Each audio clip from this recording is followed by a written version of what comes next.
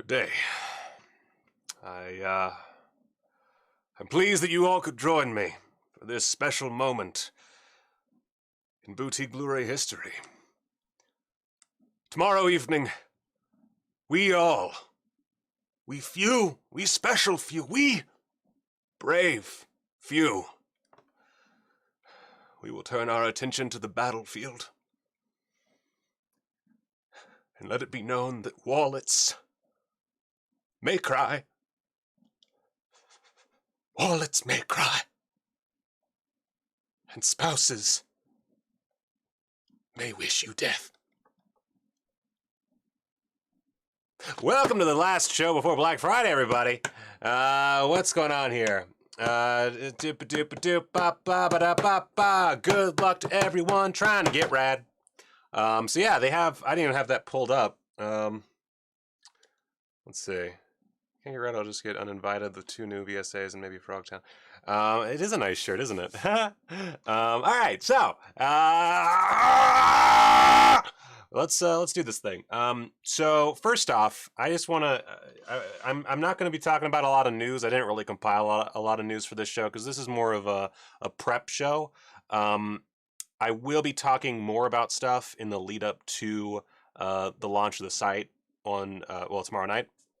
I'll probably start the show about an hour early and live stream my purchases. It's going to be a bit of a pain to do. I'm probably going to spend a lot of time hiding my screen so I don't show my information. But I'm very excited, and we are going to have ourselves a fun time. I guess first things first, I should probably start with recommend. Well, actually, let me back it on up. If we have any new viewers, welcome to the show. This is Big Bloody Breaking Blu-ray News, a show that I really need to rename at some point. Drop some options in the comments. I feel like I'm not growing my show very easily by calling it some obscure gag.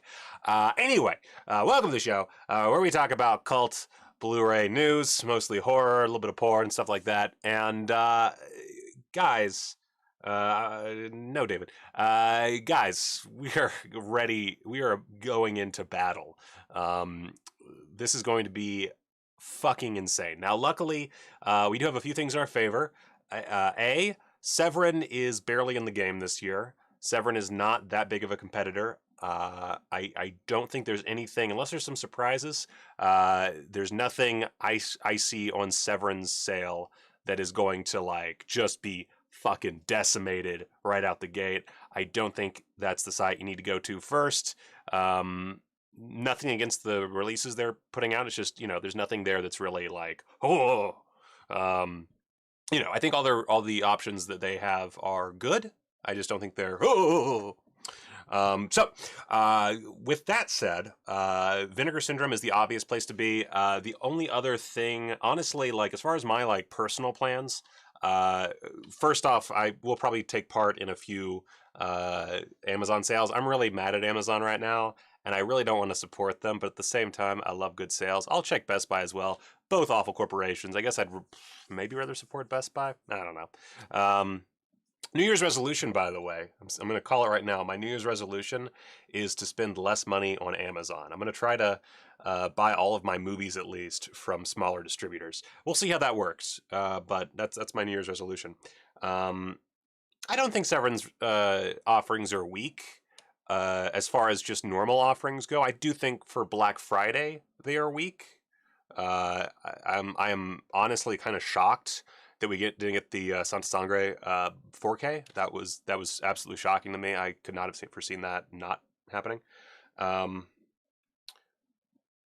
And as Matt says, we've been talking for weeks now on the Discord. So if you want to become a patron and join the Discord, even when I'm not putting out a ton of content, like this month has been fucking barren for me because of my new job. Which, by the way, just if you want to find just my Screen Rant videos, you can. Every Screen Rant video at the bottom has credits for who wrote it, who edited it, and who did the voiceover. If you want to just find the ones that I did, you can just type in Screen Rant Michael Keene, and just mine will pop up because, of course, it's it sees the keywords in the description. So check out my Screen Rant videos. They're not all amazing. I don't pick my subjects, and sometimes, like if I'm just doing voiceover or I'm just editing, like I just edited a Supernatural video. I have no idea how good that is because I don't know anything about Supernatural. Well, I know a lot more about Supernatural now after all this shit I had to look up. Anyway, let's see. Any idea when Sly is releasing the director's cut of Rocky 4? I have no fucking idea. Why would I know that? It does seem like a personal thing for Severin. That's true. It's just not what people expect from Severin. Oh,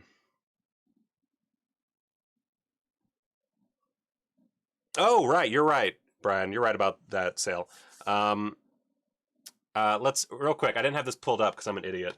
Let me 1 second. Let me pull it up before I put it on the screen. Okay. Let me just finish my thought real quick. Check out the Patreon. I do try to at least talk with my $10 and up patrons every day. For the $3 ones, I feel bad that I haven't put out more content. I suck. I don't know what to tell you. I'm just an awful person. I feel like there's not enough light in this shot. Wait a second. Let me just pop a top a top. Oh, is there a baby out there? Can I see the baby? Okay, we're gonna say hi to the baby. Then we'll talk about the MVD sale. Oh no, he's naked. No, he's not. Oh. Oh, look at this baby. Look at this baby.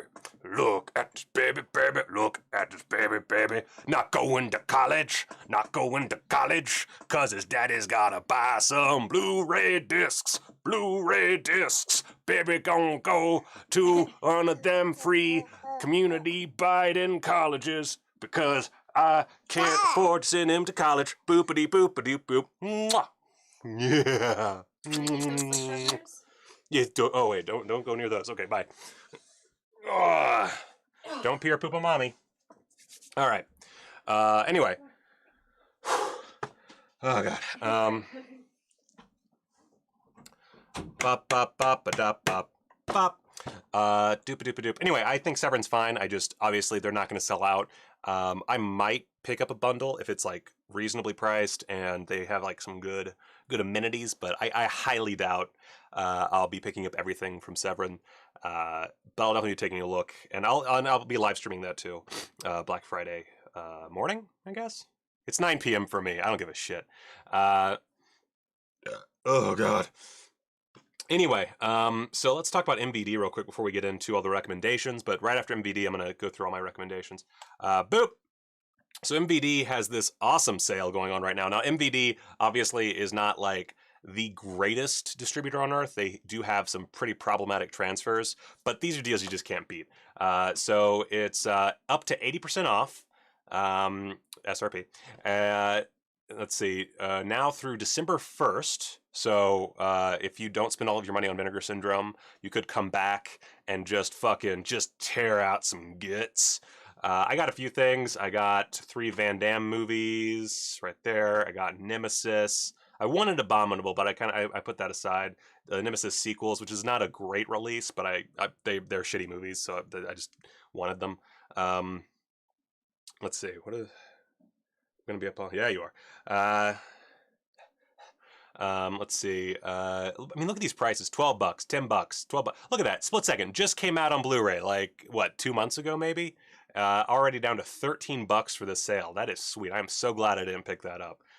Also, not an amazing scan, but like for this price, I'm fine. Like Split Second by itself is so good. I'm okay with like a subpar transfer. Return of Swamp Thing I bought. I'm trying to buy more Jim Wynorski films. Jim Wynorski. And let's see, there's some other stuff. I bought Mikey because I heard great things about Mikey. I've still never seen Mikey. Let's see. I didn't buy Mind Games, but Mind Games would be a good purchase. I might, if I dip back in, I'm probably gonna buy Mind Games. Let's see, a bunch of stuff. It looks like they've started to maybe. No, it's fine. Sukiyaki Western Django. I finally bought that. I almost bought, this is another one I almost bought at full price a little while back, and that one's super cheap now. Can't go wrong with some Takashi Miike! I don't know why I said it that way. I'm just really excited about tomorrow night. uh, there's various things. Some things are better than others. It's not all great. There's a point. Well, actually, there's a point right there. There's a point where it just kind of falls apart, which I think is right around here. Yeah, it looks like some things have sold out, maybe, because it looks like there's less stuff now. Anyway, free shipping on orders of $50 and up. You just have to use the code. If you fuck up and don't use the code, I did that, and I emailed their support team, and within 5 minutes, they emailed me back saying they refunded it, and then shortly after, I got the notice from PayPal that I'd been refunded. So easy peasy, lemon squeezy, nice and breezy. They're great. Let's see. Yeah, oddly enough, I actually don't remember enjoying Return to Swamp Thing, but I had to. Anyway, so let's, before I dig in to anything else, I'm going to do my recommendations. Now, some notes on the recommendations, because this is very specific. I will talk about what I plan on buying during the sale tomorrow. I'll dig into that then, because again, I'm going to start like an hour beforehand. I'm not going to make it's not necessarily exact, but like 45 minutes to an hour. I will start beforehand. You'll get an extra show. Any news I missed today, I'll talk about it during that show. Oh man, I'm not getting congested. One second, more water.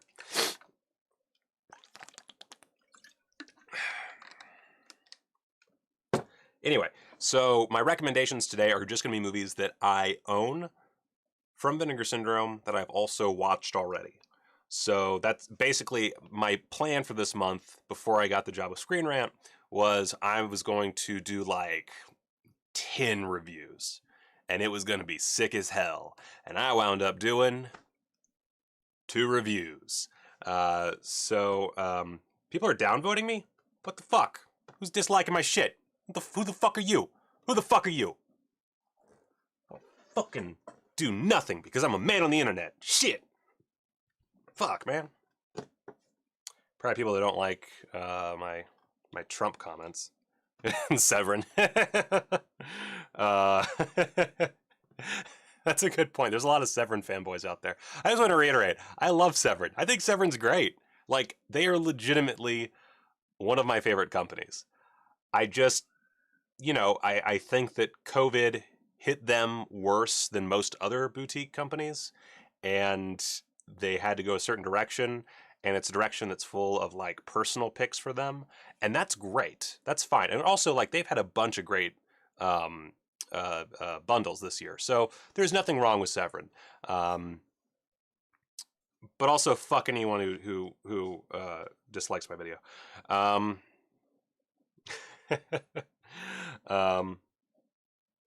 But real talk, does their site stay up this time? I think it does. I think it does, because I don't think as many people are going to be going to it. Also, the Russians are busy, let's be honest. I'm also probably going to get that Jess Franco thing. Anyway, so let's... okay, this is in no order. These are just... I literally, before I sat down to do this, I grabbed from my shelf everything that I said, everybody should own this. So these are, again...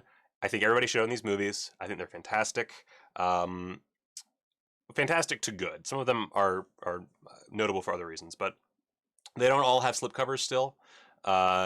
And some of them are low on stock. Actually, let's see here. An idea.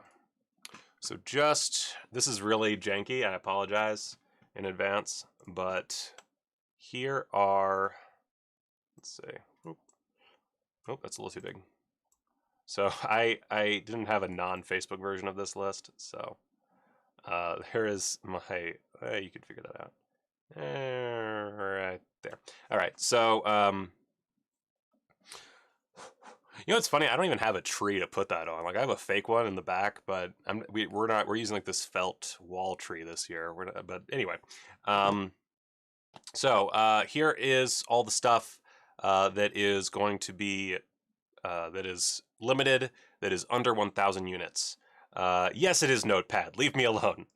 It was last minute. I'm not ready for a painful. I'm not, honestly, like, if I got locked out of Severin tomorrow, I just would ignore it. I know that's not as fun to watch, but I don't care.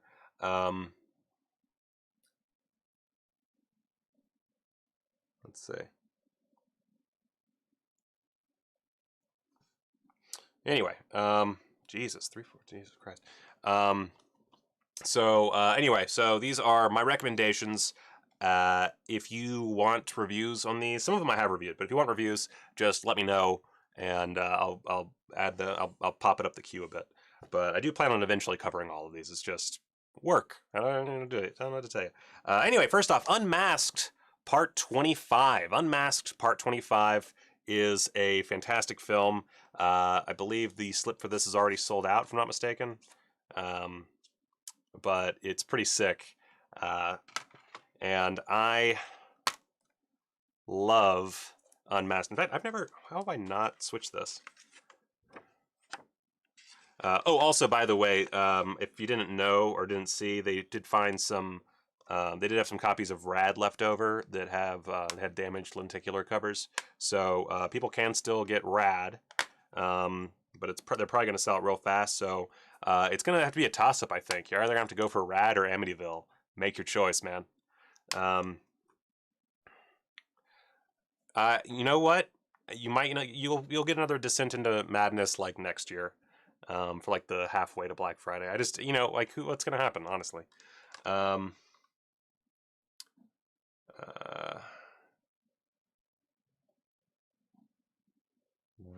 the slip goes for $50 on eBay. That's fucking sick. Anyway. So, Unmasked Part 25. This is not for everybody. It is a comedy. It is very much not... It's not much of a horror movie. It is very dark. It's very British. The main character is the opposite of what you'd expect personality-wise for a Jason type. And honestly, like, I really like it. It's a bit on the nose at times. The humor does not always work, and there's some parts where it slows down, but I think it's a really charming movie. It's very charming.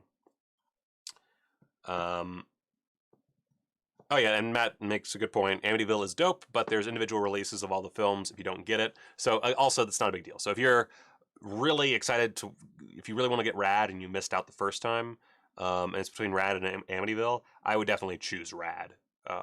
Just because, like, what's the point? But how much will Amityville be? It's... Fuck, I didn't check the MSRP on all these, so I don't know what it comes down to. I'm sure someone knows this in the chat. I'm bad at math. 250 copies of Rad. Let's see. Would you recommend Amityville or Rad? Again, I don't know. I can't say for it's hard to say which one's better. The Amityville sequels are a lot of fun, but at the same time, Rad is a legitimately good time. So I would say Rad just because it's so limited. I would definitely say Rad. But again, that's dependent on a few things. Like, if you like 80s sports bullshit, $40. Okay, $40 for Amityville, which I think is a great deal.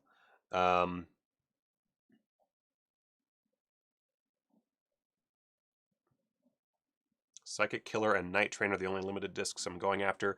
Those are great. That's good. Yes, good. Anyway, Unmasked Part 25. I have a bunch of these, so I'm just going to go through these pretty fast. But Amityville Part 25. Let me put my microphone down so I make a stack. Oh. All right. So, Unmasked Part 25.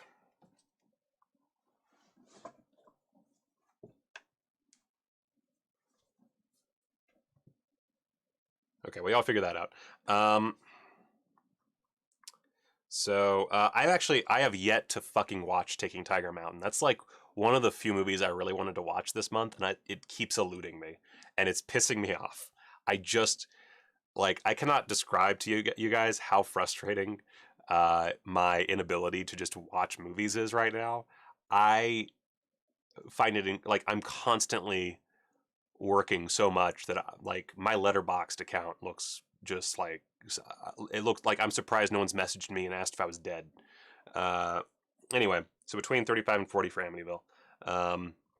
Which either which way, whatever. Like I would say, up to $50 is totally worth it for the Amityville set. So Uninvited, another one that's the slipcover is long sold out, and I don't even have it. But Uninvited is one of my favorite party movies. I was really sad I didn't get a chance to review this yet. If you watched, I believe Red Letter Media covered this on Best of the Worst. I don't remember. I think they liked it. I don't remember. But yeah, I love this cat monster inside a cat killing people on a boat movie.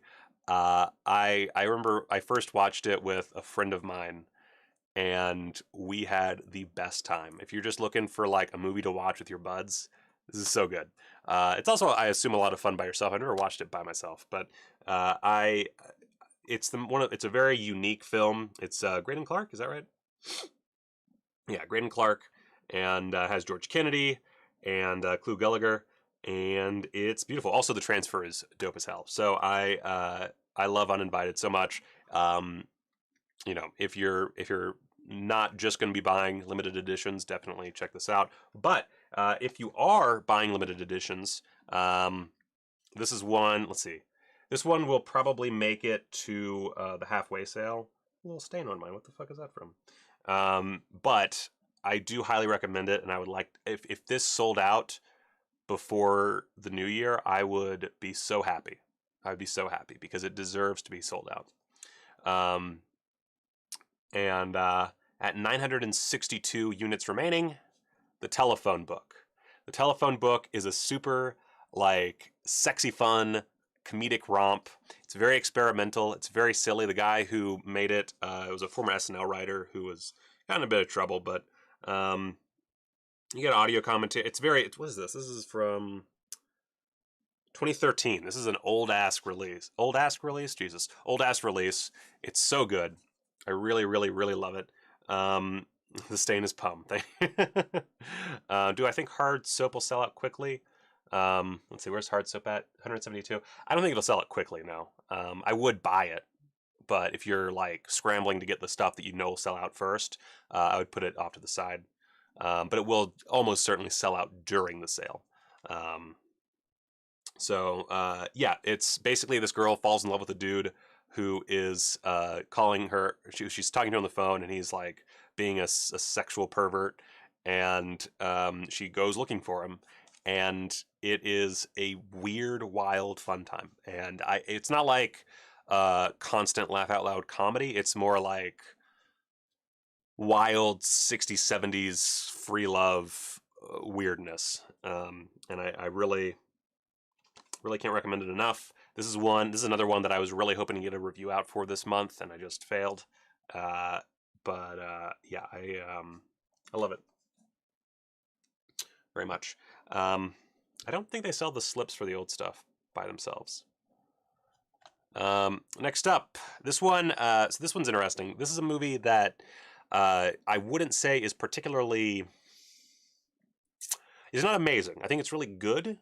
I think some people oversell it a bit, but I do think it's really good, and that is Wonder Woman. And what makes Wonder Woman special, aside from being just a really fun, low-budget, kind of almost like James Bond riff, is the fact that the Vinegar Syndrome music comes from this movie. It's part of the theme for Wonder Woman.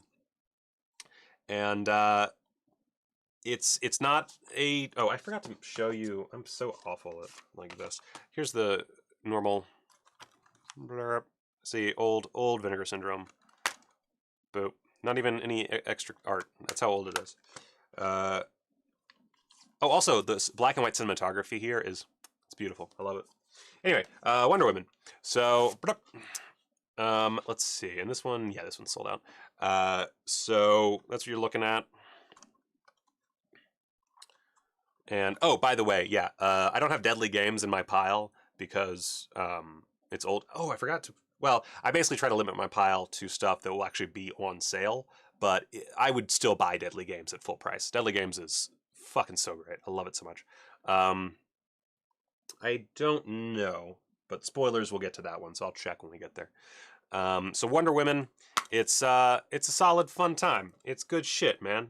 The villain's a bit weak. I felt the hero's a bit weak, but like just the sheer like madness of like the main chase in the movie, 100% was not a safe shoot at all. Like there's no way that was a safe shoot. You can see people like standing off to the side gaping while cars are like flying through and shit. So good. And it kind of suggests a sequel at the end, and it made me so sad that we never got a sequel because it is a lot of fun. It overhyped by some people, but if you want a piece of history, does have the Vinegar Syndrome theme in it, and it is a legitimately fun film, which I believe was shot in the Philippines, if I'm not mistaken. Blood Games is region free. Is LA Wars sold out? I would think if it's not on the list, that it's...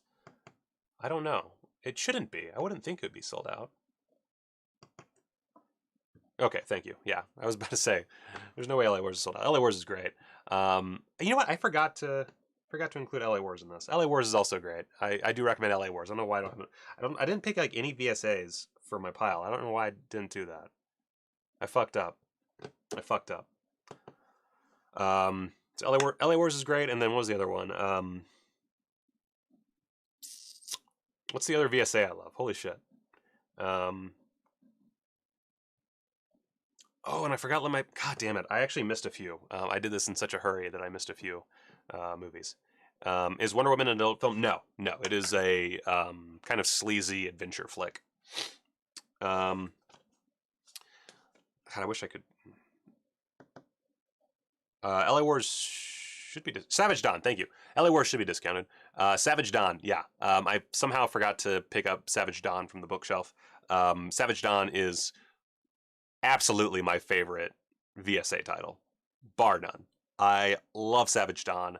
Definitely snag that. It's down to 686. Get that shit, man. Yeah, it's the one with Lance Henriksen. It's fucking tight. Savage Dawn? Savage Dawn isn't sold out, right? Yeah, I have it right here. This is the list right before they shut down. Savage Dawn. Oh yeah, Savage Harbor, you're fine. But Savage Dawn is fucking fantastic. Anyway, Pledge Night. This is one that I don't necessarily share Brad Henderson's extreme love of this film, but Pledge Night is a lot of fun. It does. You can definitely feel the censorship that it had to deal with, and it's too bad that we'll never. Almost definitely never see an uncut version because it is a really, really good film. Oh my god, I would die with that triple feature. So Pledge Night, poop it out. Yeah, I love this insert, by the way. Good shit all around. Pledge Night, does it still have...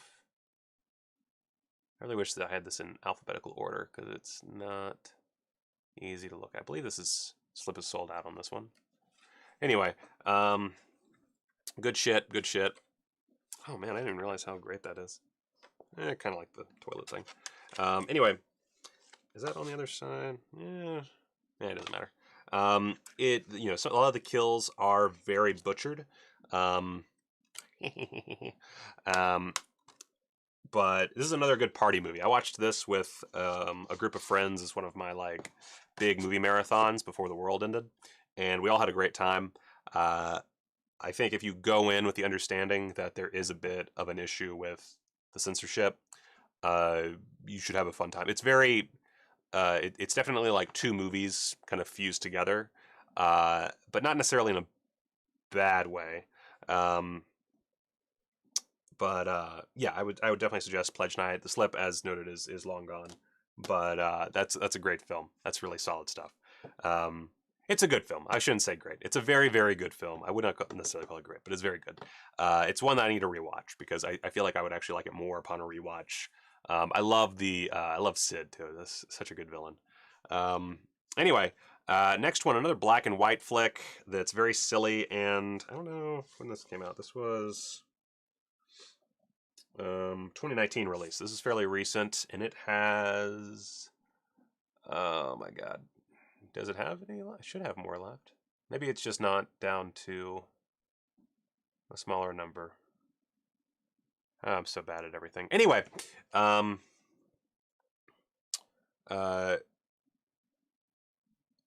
and Never Collected Vinegar Syndrome are the movies they released good?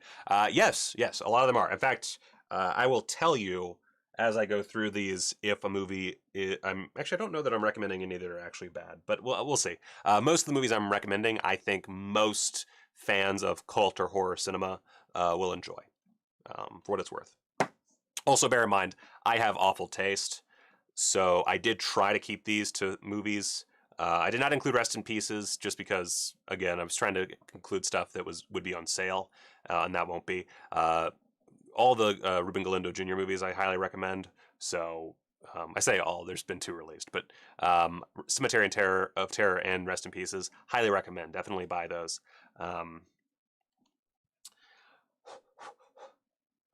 I could Command F. Okay. Here, let me actually. There we go. Extra 3 does suck hard. So Putney Swope. I really enjoyed Putney Swope. It is not for everyone. It is not a horror movie. It is a low budget socio-political satire, I guess would be the best way to put it.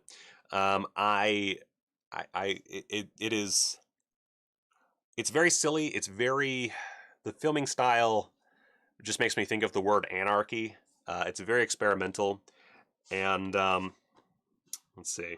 It was directed by Robert Downey Sr. And that man he liked to just fuck with the medium of film. Let's see. You get you get 1 commentary with it. No, you get 2 comment. Yeah, you do get 2. I thought so. There's 2 commentaries, including one with Robert Downey Sr., a bunch of video interviews, and the 4K transfer is fucking great. I love it. Also, this slip is just so fantastic. It's sold out, but Matt got the slip on eBay for $24. That's for that. It's pretty good. Great slip. If you don't want the slip though, of course the cover, the insert is fine. And yes, a favorite of Paul Thomas Anderson's.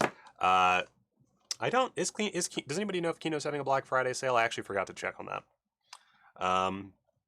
But yeah, Putney Swope, definitely grab it if you're into experimental cinema.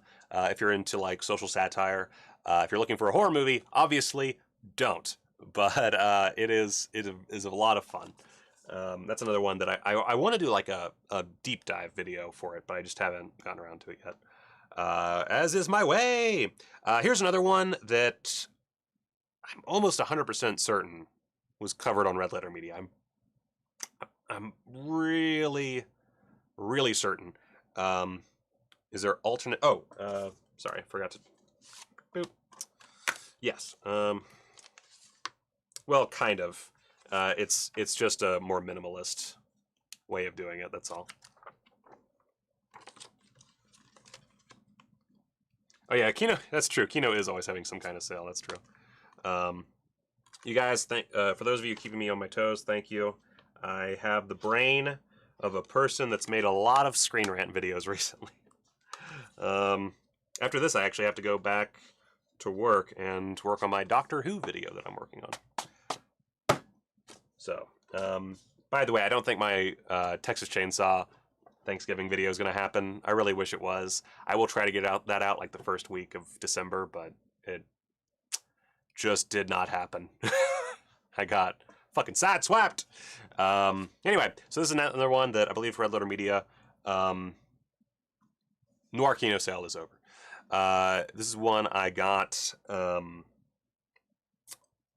while back, and I believe it's long sold out. I think I got it. Yeah, I got it. Yeah, when it was really low. I nabbed it during one of the sales, and It's been Red Letter Media. It's another one that is maybe a tad overrated, but I do think it's an essential Vinegar Syndrome release. And I just like the way it does its thing. It's very silly. It's very dumb. It is one of the movies that if you want high quality cinema, this is not it. But if you just like a good laugh and a good party movie, then Raw Force is where it's at. Oh, it's already pooping out. It has a, oh God, its sphincter was so loose. That sphincter was so loose, it just popped it out. Oh my God, get an ambulance. Extra Slip is better than the movie, that's true. Where did David leave? Holy shit, I'm not even able to follow everything. Okay, later, David. All right. I have been slammed. That's true. So Raw Force is one of those old releases. Doesn't even have an alternate bit of artwork, and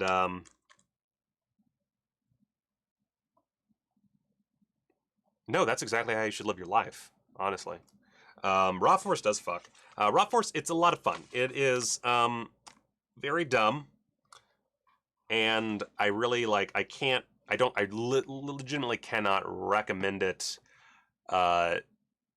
Like wholesale, because I do think that it's not for everybody, but I do think it's for most people. I think if you enjoy a lot of Vinegar Syndrome releases, and if you enjoy just weird genre mashups, if you enjoy Cameron Mitchell, then it is fantastic. I just think that there are some people who might be watching the show who don't have the same taste as all of us, and that's why I'm being kind of iffy about it, because it is one of those films that is not the most amazingly well made. It's not as bad as some by any means. It is nowhere. It's upper tier Vinegar Syndrome, but I've definitely met people who did not like it. Either which way, Raw Force. If you don't own it, if you love Vinegar Syndrome releases, definitely got to get this one. This one's fantastic. Yeah, I was going to talk about that a little bit, Owen, but that's how I've done this entire year. I got the subscription for horror exploitation and porn last Black Friday, and I love it. That's very true. And I actually specifically set aside money this year to re-up my subscription. It is going to be a little bit more pricey this year than I anticipated, but that's fine. I'm just going to buy less stuff. That's really as easy. It's easy. Okay, so here, yeah, Guru. I've never been so upset about being let down by a flick as I was with Raw Force. See, this is why, for some movies, I gotta set expectations. There is a problem with folks like us who are really aggressively into these movies, where we use a lot of hyperbole. And you shouldn't use hyperbole too much because you wind up with people being disappointed. Wonder Woman was actually kind of like that for me, where I wasn't necessarily disappointed with the movie, but I did find myself a little disheartened compared to how much I thought I was going to enjoy it, because I heard so many great things about it. And then I watched it and I was like, well, that was fun. I was thinking it was going to be more. So, that's why, yeah, I gotta, oh God, I don't want to look at that price. Ugh. But yeah, and subscribers for last year, we get a discount, very small discount, but a discount nonetheless on the subscription. So I Vinegar Syndrome knows how to treat its customers, or their customers. Anyway, next up, I've already done a review on this one. I'm not going to say much about it, but Sudden Fury. Fucking buy Sudden Fury. Sudden Fury is one of the best movies in the collection, and I guess they already sold out on the slip, but purchase the shit out of this movie. It is so good. It is so well made. It is not. Let's see, just to again set expectations. It is more serious. It's not particularly sleazy or anything. It's just a really well made, fairly minimalist thriller. It's two dudes who are mad at each other, and things happen that they both regret, and it ends with one of the more infuriating moments in a film, in the best way possible. Oh, and yeah, thank you, Matt. I was actually going to look that up, but thank you for putting that in the chat. So the subscription is going to include 38 movies. Well, actually, 38 releases. That's important. It's 38 releases, 4 to 5 box sets, 4 to 5 VSUs, UHDs, um, and really, I can't imagine they don't know the cost today. That's such a weird thing to. It doesn't matter. Um, uh, Yeah, Let My Puppets Come. I mentioned the Alan Silvestri thing in my review, and I felt really proud of myself for pointing that out because I felt like no one had mentioned it, and I saw his name and I was like, what? So yeah. I promise sometimes are just really bad about watching what I buy. It is up there with Candy Snatchers. It's one of the best. Like, I mean, look, I don't separate movies by like how close they are to like mainstream quality versus like cult quality. Quality is quality. But if I were to say, okay, which Vinegar Syndrome movies are just like normal high end films that should be more well known and just happen to not be, Sudden Fury and the Candy Snatchers are definitely two of those. I just realized I don't have the Candy Snatchers here. God damn it! I fucking suck at this. Um, but so Candy Snatchers. So this one and Candy Snatchers, both of which I've talked about on the show. If you want to know more about those, you can look up the reviews on my channel. And the Candy Snatchers one is not a great review as far as my technique, but it is a review nonetheless. Jesus, that's a very good pickup.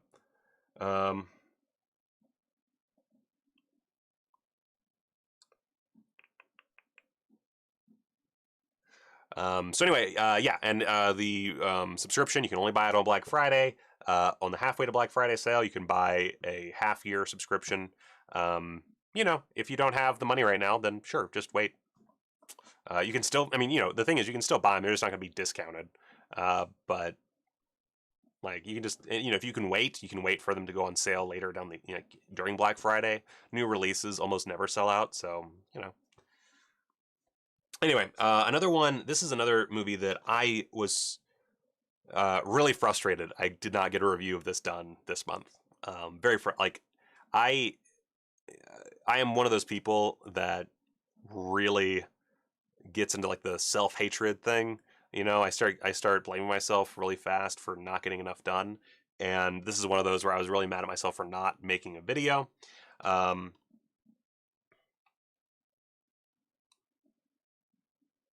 um, I've still never seen Psychos in Love, and I haven't bought it yet, so I haven't watched it. Definitely need to get on that. That's one of those that I'll probably pick up if I have enough extra cash during Black Friday. Anyway, shot through the heart, and this blues to blame, baby. Oh, it's got a tight butthole. Boop. Shot is a really solid flick. It was made for next to nothing. Shot on 16 millimeter.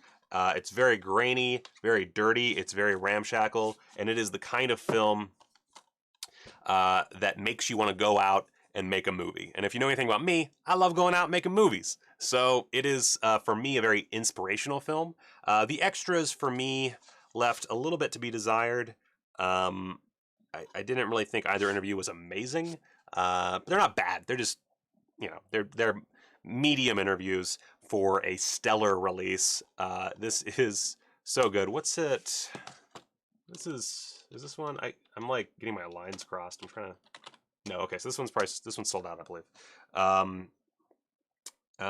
So sold out slip, but it's so great. That's one of those where you kind of have to be able to look past budgetary restrictions in like the most extreme way. I do think that as far as some of the more budget restricted films in the Vinegar Syndrome catalog, it's one that works the best.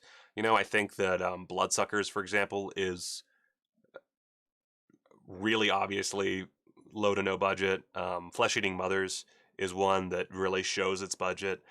Shot really only shows its budget in the film stock. It's very grainy, 16. And then I'm getting there. Just hold on. And some of the acting can get a little rough, but not in, like, compared to like Flesh Eating Mothers, it's phenomenal. It's a legit fun crime action flick. It made me think a bit of Deadbeat at Dawn, but I like this way more. I'm not a huge Deadbeat at Dawn fan. Sue me. But Shot, I fucking love. So Shot, highly, highly, highly recommend that movie. Obviously, since the slip is sold out, if you want to buy other stuff ahead of it and buy it at another date, like halfway to Black Friday, if you think you can wait, wait. That's fine. Like, there's nothing. No one's judging you. The acting is way better than movies of its type. Yeah. So yeah, especially if you're an aspiring filmmaker, definitely buy Shot. Shot is like, I feel like a lazy sack of shit watching Shot in the best way. So anyway, next up, this is one that this is one of my first Vinegar Syndrome reviews from when I was like really getting back into reviews hardcore. And so my review is not amazing, but I do really like this film. It is one of the few in my pile that is really kind of a shitty movie. If you really break it down, it's kind of shitty. But it's very entertaining, and it is a cult classic, and it is amazing that we got it. And it has 2 fucking documentaries included, one of which is really great. The other one kind of sucks, but one of which is really great, and that is Spookies. I really like Spookies. It is not a movie that I've heard. I remember before this was put out, I remember hearing a lot of podcasts, horror podcasts, like throughout the years. They would talk about this movie because they found like a VHS copy and they watched it and reviewed it for their show. And a lot of podcasts, like Spookies, wound up being a running gag, usually because people on the podcast either really, really loved it or really, really hated it. So it is a divisive film. But that being said, it is fucking great. God, I keep saying fucking great like automatically. It is really fucking fun. It is great for the sort of bad movie enthusiast. Ooh, a top 10. Let me see. I love Matt. Has anybody leaked the VS titles for tomorrow? There was a... I don't know where I put it is the problem. But there's... Let's see. Fuck, I don't want to like fuck it up. Martial Law, it was Martial Law and Martial Law 2, is that right? As the double feature VSA, and then Action USA as the other VSA, I believe. Am I mistaken? I might have fucked that up. Let me, people in the chat, let me know. You guys are good at keeping up with shit.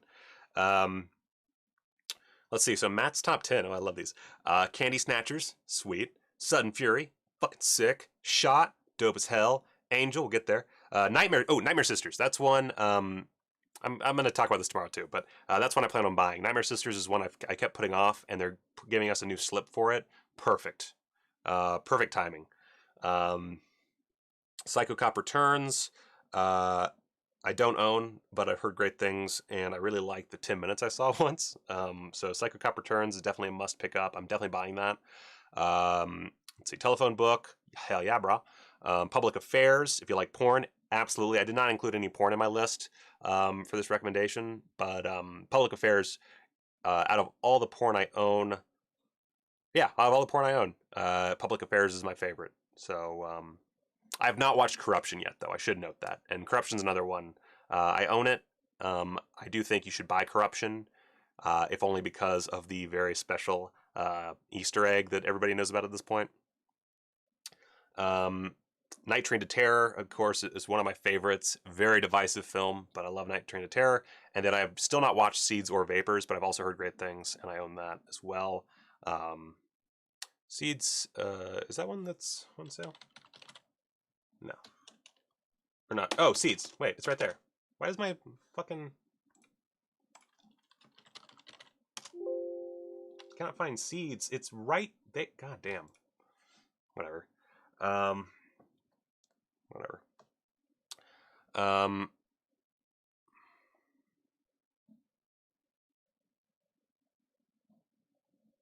Hi, Matt.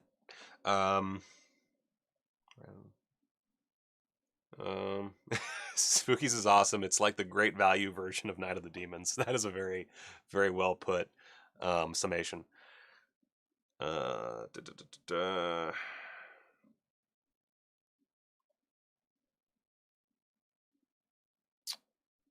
I feel that, Matt. I feel that. Let's see. I don't remember what the Beastmaster pre-order entailed. I would assume so. I didn't. I get it with my subscription, so I don't remember the details of that pre-order. 967 copies of Dr. Jekyll's is too many. That's, yeah, fuck that movie. Anyway, so Spookies, highly recommend it for people who love quote-unquote bad movies. It is a lot of fun. Another good party movie. I think that no matter what, if you just want to have a good time with some folks, which you shouldn't be having a good time with folks right now, unless it's your family, because we're in the middle of a pandemic, goddammit. But fuck yeah, buy Grave Robbers. Treat yourself.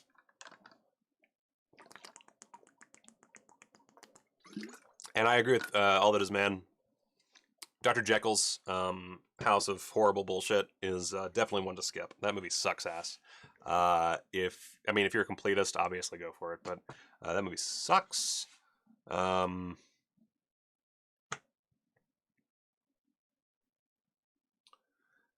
you are a completionist, sure, pick it up.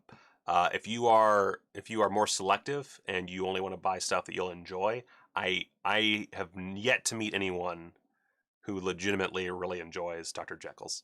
But you know, whatever. Spellcaster, I didn't include because it's newer. Spellcaster's good. I think I reviewed Spellcaster. I have mixed feelings on Spellcaster. I do think it's a really fun movie. I don't think it's like mandatory. I don't think it's gonna sell out anytime soon. I don't think. So I would wait on Spellcaster.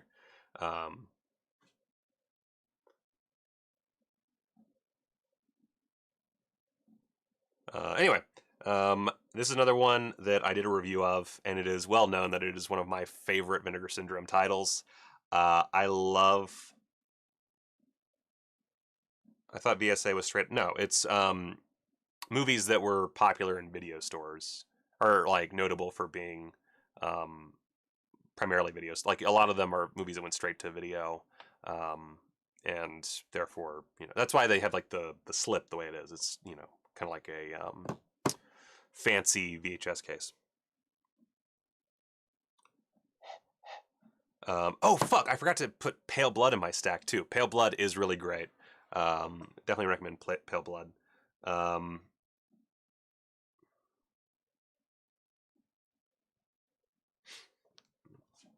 Anyway, In the Cold of the Night. In the cold of the night, this movie is awesome. In the cold of the night, it is so fucking sick. I can't sing. Pale Blood is really good. Buy it. Buy the fuck out of it. It has some great tunes. And Wings Hauser. If any movie has crazy Wings Hauser, which is, I mean, if a movie has Wings Hauser, buy that movie. In the Cold of the Night is so fucking good. Jeff Lester, Shannon Tweed, Adrian Sachs. Very special appearance by Tippi Hedren. Let's see, Brian Thompson's in there. Mark Singer, the Beastmaster himself, is in there very briefly. And directed by Nico Mastorakis. Oh, I love me some Nico. This is my favorite Nico Mastorakis film. It's a film and a movie kind of slammed together. A milm. It's a milm. It's a movie I'd like to molest. Yeah, I love it so much. It's so good. Oh god, that's long. Let's see. I know I seem to be the one of the only ones, but I actually personally loved and had fun with Dr. Jekyll's Dungeon of Death. It's actually one of my absolute favorite VSAs. Well, hot damn. All right, well, I don't stand corrected because most people hate it, but great. That's awesome. As I don't know how many times I've actually brought this up, but if you just enjoy a movie, like never judge anyone for their love of movies. I see it all the time, especially on fucking Twitter. People judge other people for liking movies they don't like. Every movie has an audience, and I'm sure there's some movies that don't have an audience. My movies barely have an audience. Name 5 movies we should avoid. I don't really have. I mean, Dr. Jekyll's. I think I forgot to grab Tammy and the T-Rex too. I don't know. I did this really fast. I apologize. I had to cook dinner and I was making my Dexter video or my Doctor Who video. Anyway, I'm gonna have to skip Vinegar Syndrome and Severan's Black Friday sales on account of not owning any money. I honestly like the fact I finally got a job is such a fucking lifesaver because I was not going to be able to go too crazy on Black Friday, but now I can. So I'm sorry to hear that, man. I'm really sorry to hear that.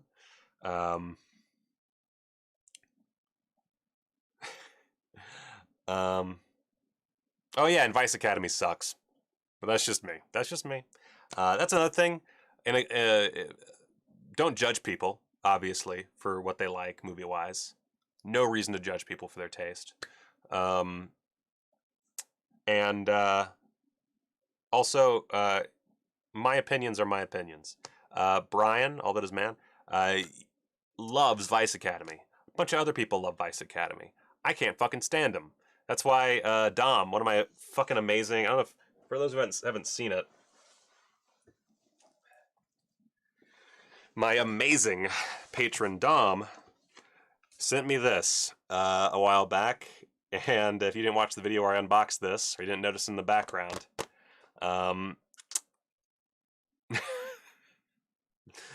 that's not stuck on either. That is legitimately how it's printed, using my awful headshot. And it's always watching me, spiting me, and I'll hang it up one day. But yeah, I really cannot stand Vice Academy, but people like it, and that's fine, man. I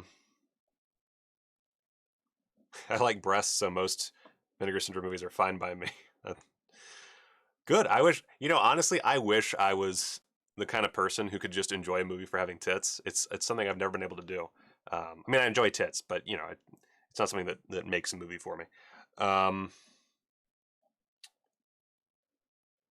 What is the least stocked VSA?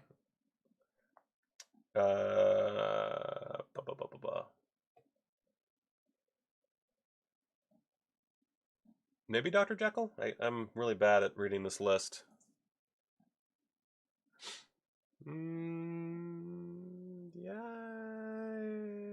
Yeah.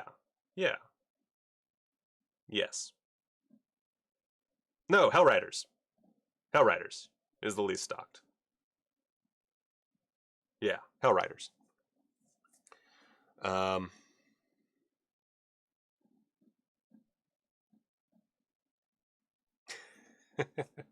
Anyway, so In the Cold of the Night, it is a dumb as fuck erotic thriller, and it is so fucking. I mean, like out of VSAs, it's the lowest stocked. I'm pretty sure, like unless I'm missing something here. Yeah, I don't see anything else that is a VSA. Oh wait, no, Savage Dawn. I'm fucking blind as hell. Savage Dawn at 686 copies is the lowest VSA. God, I suck at my job. I guess this isn't really my job anymore. Kind of is. I'd like it to be. But I've still not watched Skinned Alive. I own it now. No wait, I don't own Skinned Alive. That's a lie. No, I haven't watched Skinned Alive yet. I might pick it up from Tempe Video when I get the thing the SOV thing.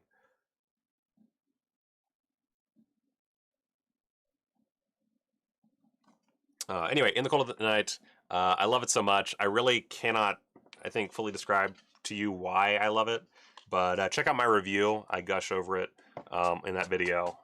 So go watch that video if you want to know my full thoughts on In the Cold of the Night.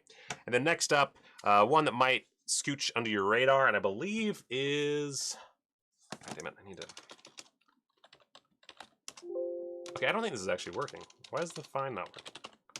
Why? What the fuck, man? Wait, okay. So I'm gonna boop, boop. The fuck? It's right there! God damn it. Alright, whatever. I don't know why the find feature isn't working, but whatever.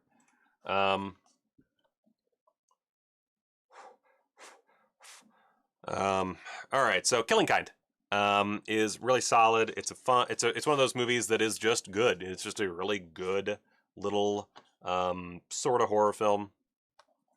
It is maybe not as sleazy as it suggests, but really great work here. Who's the actor? John Savage is fantastic, and Southern is also great. There's some just phenomenal performances. If you just like a Vinegar Syndrome movie that is basically just a film that anyone should enjoy, if they enjoy a well-made movie, here it is. It's one that could be released by just about any distributor, and I would expect people to enjoy it. Fuck all shit. So yeah. What else is going on here? Yeah, Scary Tales is recent. Just too bad. Actually, also the partner stuff is discounted. Oh, I hope I put that in my pile. I know this was on the shelf weird. Wait. Let me pick up my other pile. Okay, cool. I'm actually going to pop that at the bottom. So Brian, Let My Puppets Come is not in my pile, not because I meant for it not to be. I just forgot to grab it from my shelf. So Let My Puppets Come is 100% a movie you should buy. Okay? Buy it. Let My Puppets Come. It is transcendent. I love that movie so much. I do have a review. It's very spoilery. But if you don't mind spoilers for a dumb puppet porno, check that out. I will sell you on that movie, despite my awful audio in that video.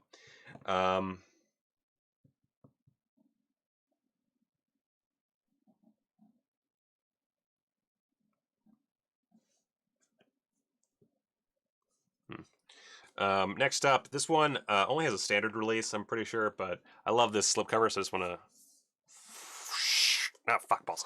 Hell Comes to Frogtown! I did not do a review of this. I suck. I don't have to tell you.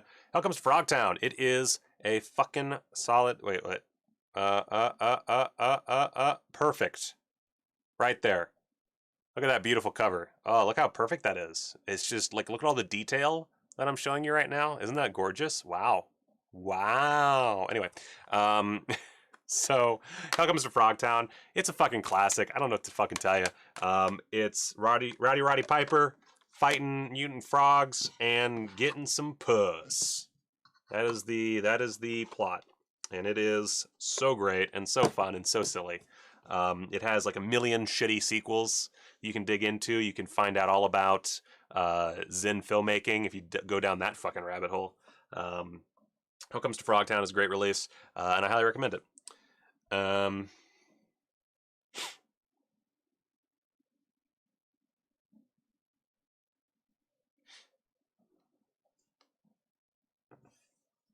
was the joke, Matt. I was making a joke about glare. Matt, God. Oh yeah, maybe don't watch Frogtown. Although, I mean, it is pretty... Yeah, maybe don't watch it with your folks. Forgotten Jolly box set. Holy shit! How much? Where do is this one? God, I hate that I can't fucking select. Is this one? I don't think this is. Yeah, you're good. All right. So either which way, Forgotten Jolly is one of those sets that I roller gator, the worst film of all time. Yeah, God. I actually whenever I get the opportunity, I desperately want to make a video about Zen filmmaking. I don't know when I'll be able to do so. but it is a bit of a silly Mad Max ripoff, but it's so much more. But I really want to do a video on Zen filmmaking because it's so silly. Anyway, so good. Let's show off this thing. I did do a review of this when it came out. These are not the best giallo films out there. They're just not. But they are very good, and they're a great sort of taste of the lesser-known gialli from around the world. Well, from Italy and Spain. Police Are Blundering in the Dark is, I believe, the one I didn't like as much. Is that right? Yeah. But I think that was just when I watched it. I wasn't into it. These are all great scans. I think The Killer is One of 13 wound up being my favorite, but it was a tight race between Trauma and The Killer is One of 13. They do not have reversible art on the inserts. It's just this background thing, which is fine. I mean, honestly, like, why do you even need it? But it's really fun. The upcoming box set, if I remember correctly, I don't even remember all the titles in the box set, but slightly more well-known stuff, but still not the most mainstream in the world. Trauma does have great rewatchability. Probably about $35. That seems about right. Oh, fuck, I'm not following the chat well. Hellmaster is like someone saw a David Lynch movie and learned all the wrong lessons, and I fucking love it. I'm glad you love it, Diggum. I really don't like Hellmaster. I find Hellmaster remarkably boring. Like if you were to like fast forward through that movie and I was just like watching it fast forwarded, I would probably be like, oh fuck, this looks so sick. And then I watch it and it just drags on and on for me. Right, My Dear Killer. Yeah. That volume 2 is gonna be so good. I'm so excited. So excited for volume 2. Yeah, you're 100% right. I did listen to all the commentaries, Cinematech, and the commentaries for these. Yeah, as you said, they're fantastic. I would actually say this set, for people who are like interested in like the history of the giallo, is worth it just for the commentary tracks. So yeah, that's good shit right there. I'm gonna minimize this a bit. We got la la la la la la la la la la la la la la la la la la la. Just gonna pop that over there. Oh my god, I'm dying. I don't own a Mausoleum either, so I can't say anything about that. But I've only heard great things about Mausoleum.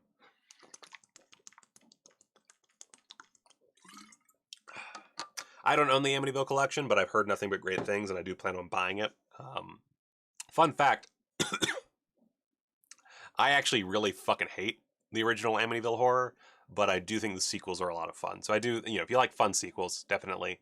But that is coming from someone who fucking cannot stand the original Amityville horror. So Mausoleum I am going to pick up because I have heard nothing but like there's a few things that are not limited that I will be picking up just because they are so beloved by Vinegar Syndrome fans. I just haven't gone around to them yet because I suck.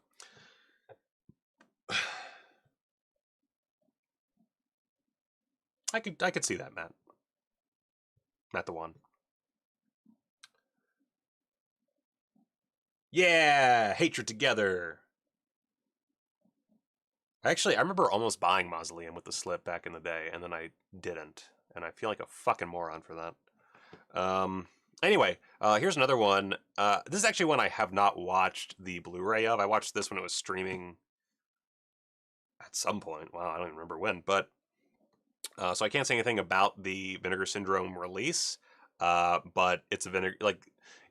What I like about Vinegar Syndrome is all their releases, if you ignore the content of the film, all the releases are great. It's just a matter of, is the movie any good? That's where it gets into questions. So anyway, with that said, Demon Wind is another film that is technically not amazing, but is also fucking transcendent. I really love Demon Wind.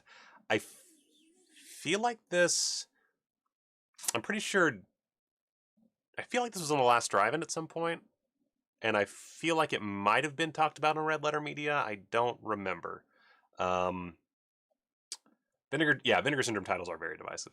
But if you like, and as I always say, I hate saying this, but it's kind of what it's the shorthand. If you like So Bad It's Good movies, Demon Wind is top tier. So Bad It's Good. It's so great. Sorority Row Massacre or Sorority House Massacre? The Sorority House Massacre I know is fucking great.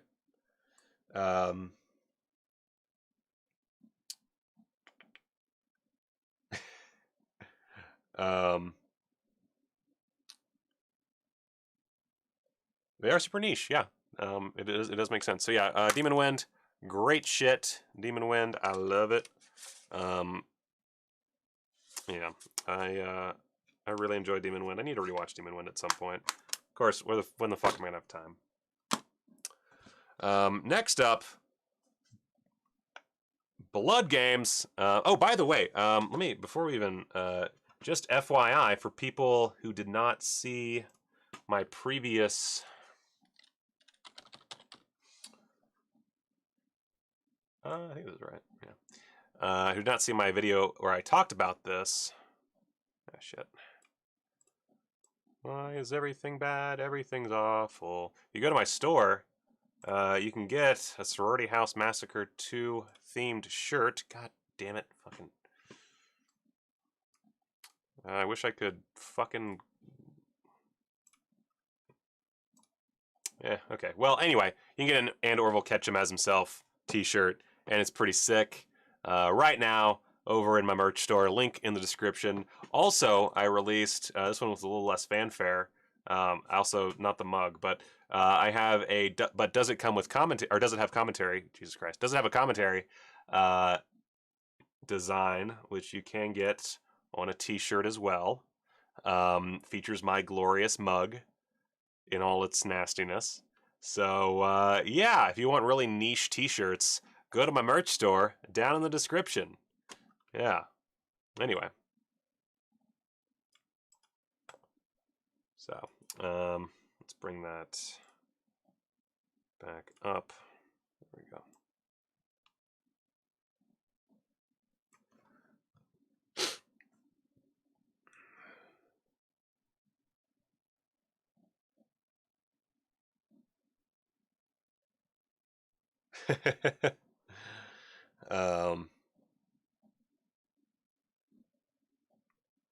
I'm not sure why I didn't ship yet.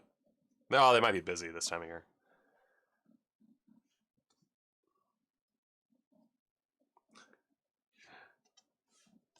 I need to get a Radio Spot shirt made. Anyway, Blood Games. Yeah, Blood Games is a movie that I have come to enjoy more and more as time has gone on.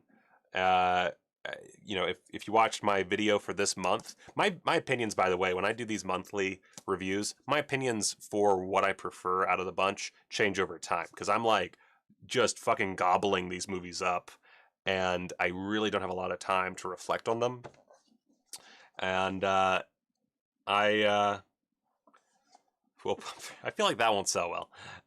And Blood Games, I think, is honestly my favorite from its month. I put Severed Arm over it, but I don't even have Severed Arm in my pile.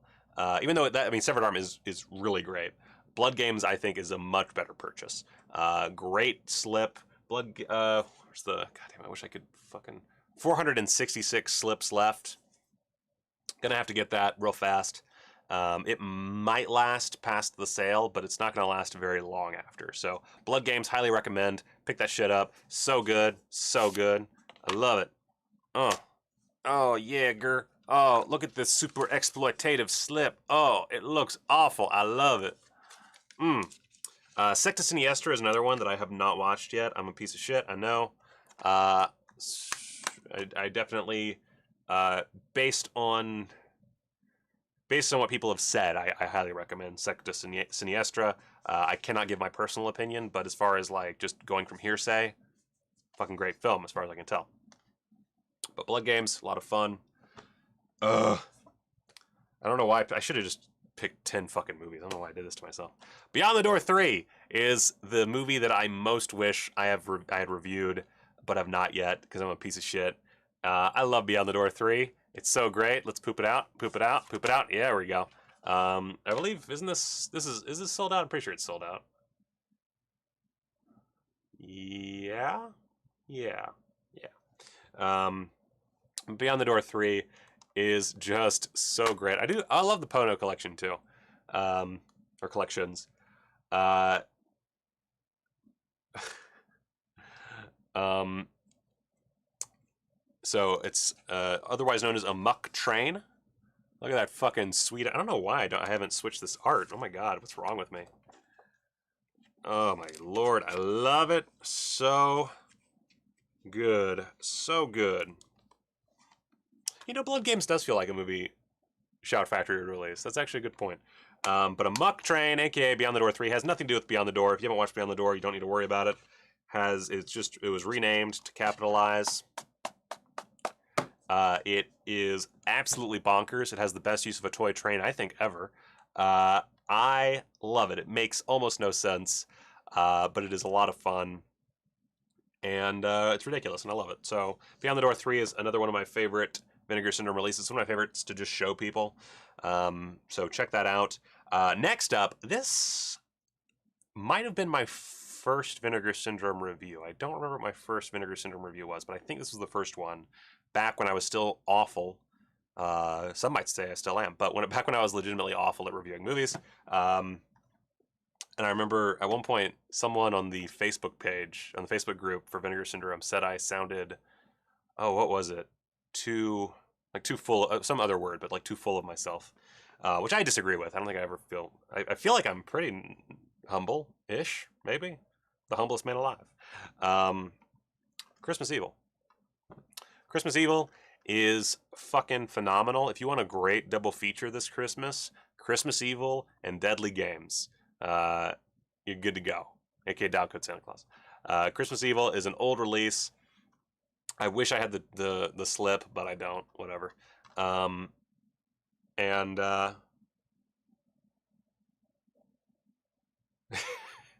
Amok Train did have a more streamlined plot than Rise of Skywalker. That is true, but I don't think that's saying much.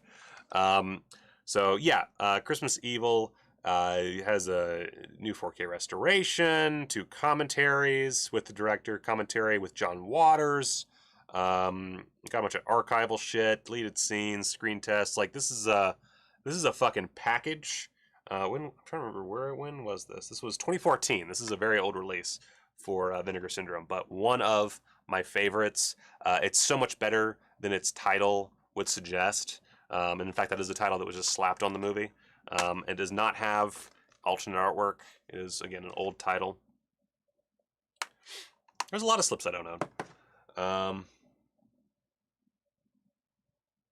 Let's see.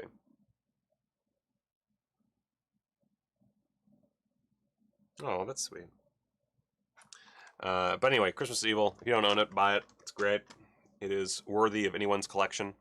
Next up, let's see. God, I wish I could fucking do the thing. I think this one is sold out. Is this sold out? I don't. God, I wish I'd made a list beforehand because I'm so bad.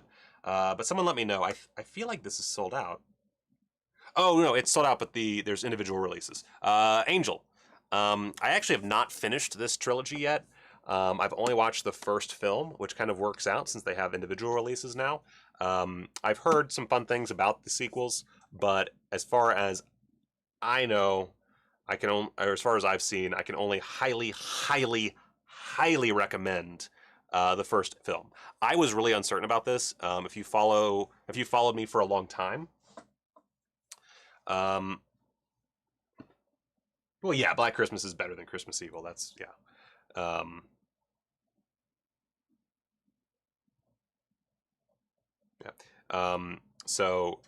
But they are now selling the individual release. So, it's A-okay. I would say you could just buy it and check it out. I really like the cover art that's included. Like, I think that this one's pretty okay. That's pretty okay art. I think that the alternate insert art would have sold me, but this art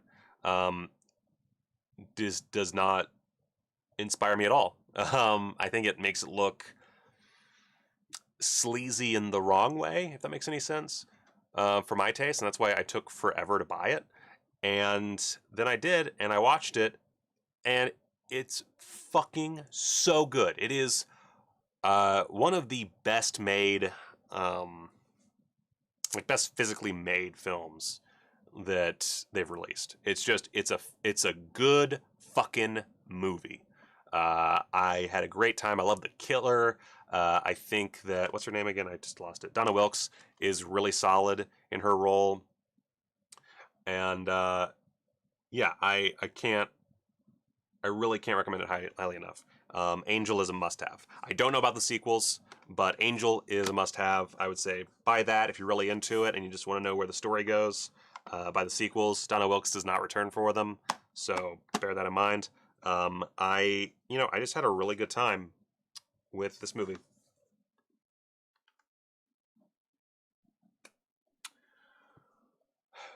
Oh, thank God, Juan has my back on this one. Sleazy and average, yeah, that's a good way to put how the cover makes it look. If we don't have any Rudy Ray Moore slips, I'm gonna pet my cat angrily. I feel that.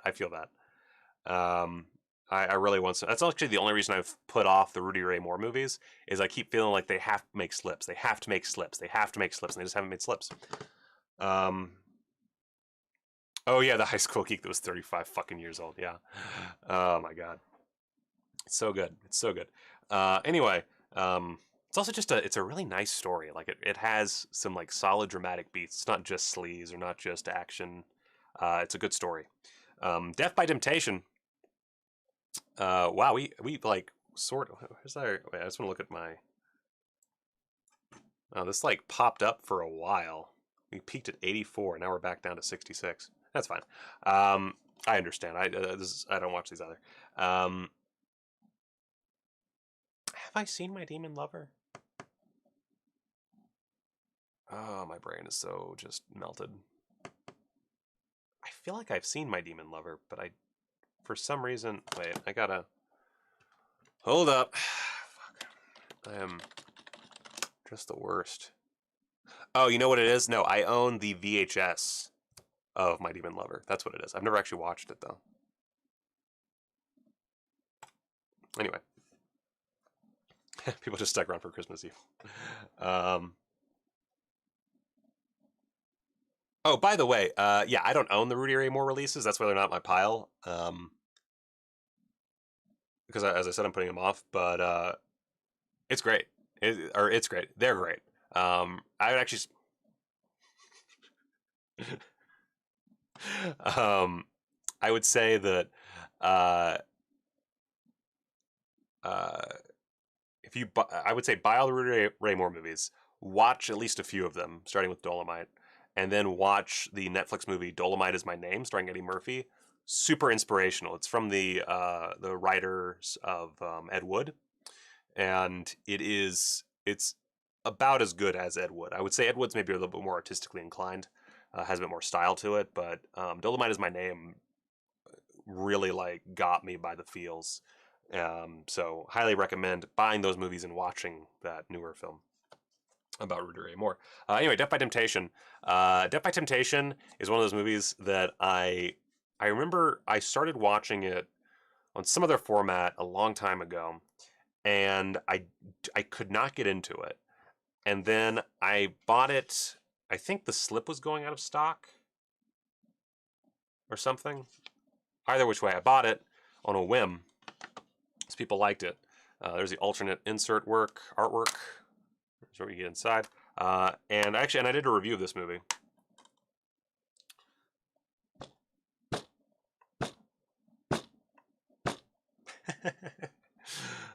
Michael, you don't treat your movies well enough. I'm such a bully. But it's such a fun, weird little vampire flick.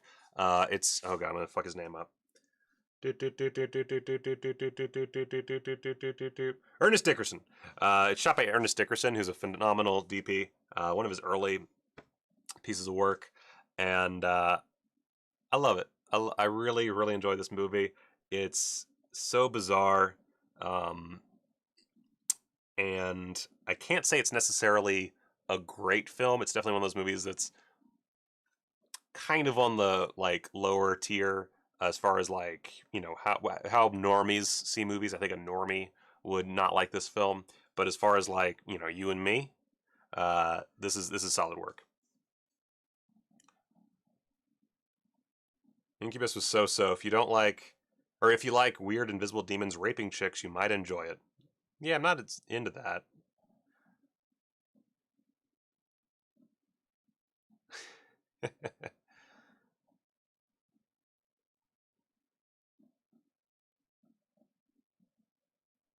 It does kind of look on the cover, or like a porno on the cover. You're right. Mm. This game of Jenga's fucking creeping me out, man. Fucking me up. Death by Temptation was distributed by Troma, yeah, originally, but it is not a Troma film. It is one that they picked up and distributed, which I guess makes it a Troma film. Most of their films are stuff they distributed, but it's not like it doesn't feel like a Troma movie. And then finally, the last one I'm going to recommend. This is not like all of the good Vinegar Syndrome movies I own, and again, there are some I forgot about that I already mentioned. But this one is one that I put off watching for a long time, and when I finally did, I felt dumber than a sack of bricks. Matt, I fucking love you. Terra Firma is my favorite Troma movie of all time. Fucking awesome. You go, girl.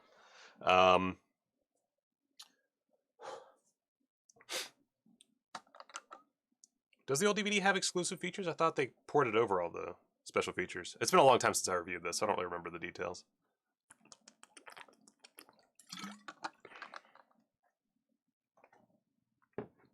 True, Combat Shack is a masterpiece, and it is also a Troma movie. Yeah. Corruption of Chris Miller. I'm still sad I never got the slip for this one, but it's really great. I don't know why I have. I don't know what my fucking problem is. This is a much better cover on this side. I don't know why I have it. Anyway, Corruption of Chris Miller is fucking. Oh, Terra Firma, the documentary is so good. Corruption of Chris Miller. If you haven't watched this fucking movie, I think Angel was like one of the best made movies.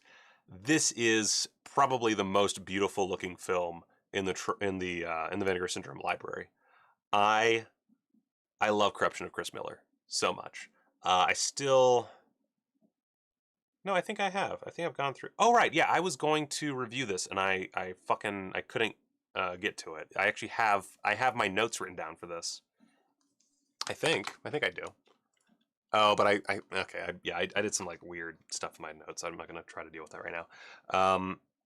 I'll talk a little bit about Severin. This is gonna be a bit of a long show, by the way. So God, we've been on an hour and a half. Corruption Chris Miller. It is a Spanish giallo, and I'm just. Jean Seberg is in this. She's great. She's in Breathless. She's a very notable French actress. And yeah, it's beautiful to look at. The killer's great.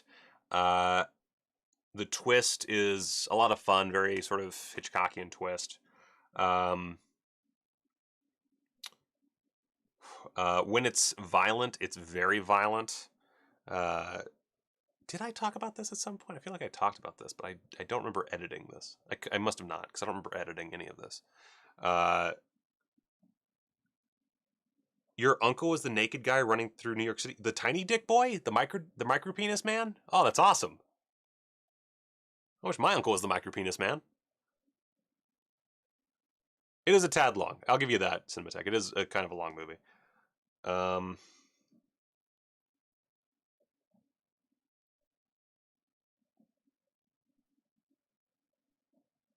Oh, not really. God damn it. You son of a bitch.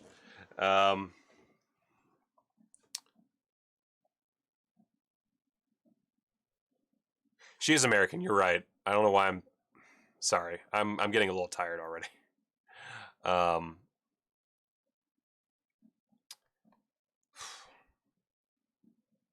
I'm dying. Where'd you get the Phantom of the Paradise shirt you had on a few streams ago? That was on Yeti. It was a one-day sale. Is there a secret movie in Corruption of Chris Miller? I haven't actually explored this to that extent. I only ripped the special features, and although if there was a secret movie, it would have ripped with the stuff. Let's see here. I don't think there's a secret movie.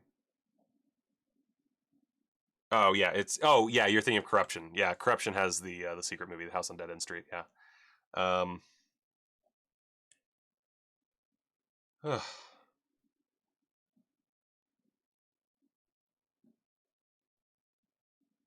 Recommended Muerte de la Ciclista from Juan Antonio Bardem, who directed Corruption of Chris Miller. Okay, noted. Very noted. Anyway, so that's my other one. I'm getting a little tired, so I'm gonna move on now. I've been working all day. So yeah, let's put this pile of movies elsewhere.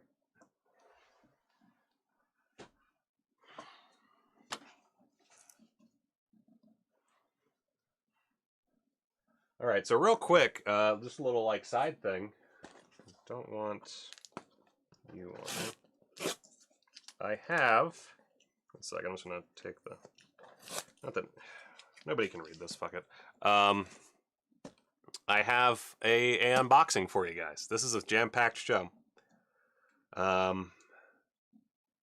What's the scoop on the Vinegar Syndrome horror exploitation box set?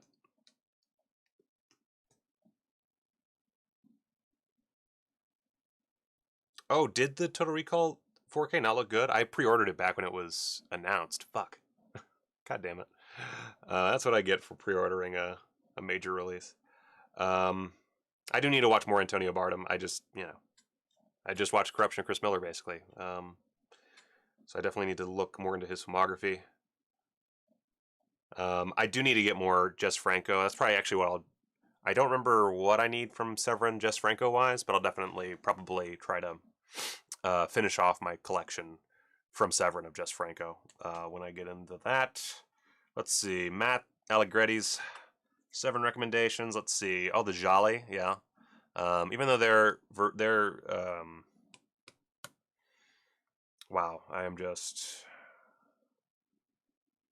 the Sergio Martino movie. It's not amazing, their transfer, but it's good enough. I don't remember what it is now. God. Anyway, the Lindsay Baker box set is really great. The Al Adamson box set is one of my favorite box sets ever. Highly recommend that from Severin.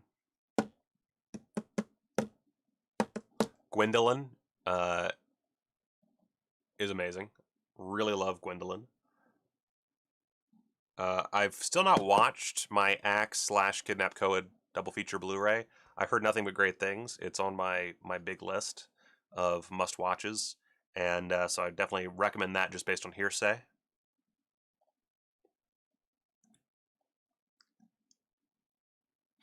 Anyway, so this is my Ronin Flicks order. So if y'all want to see what I got from Ronin Flicks, here's the size of the box compared to my massive noggin.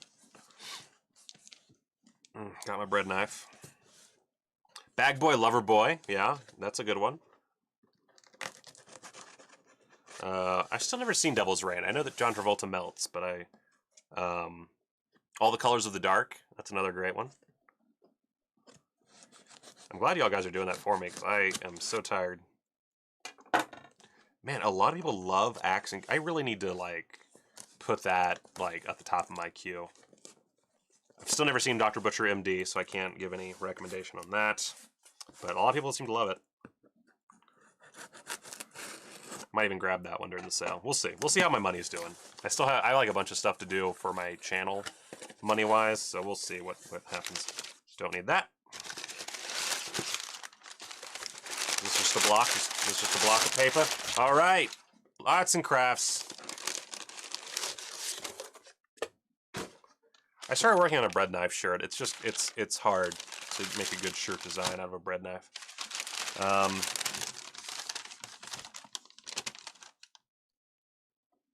Really? Yeah, you should email. I'm sure you have, but Matt, you should email Ronin. I'm sure they'll fix it for you.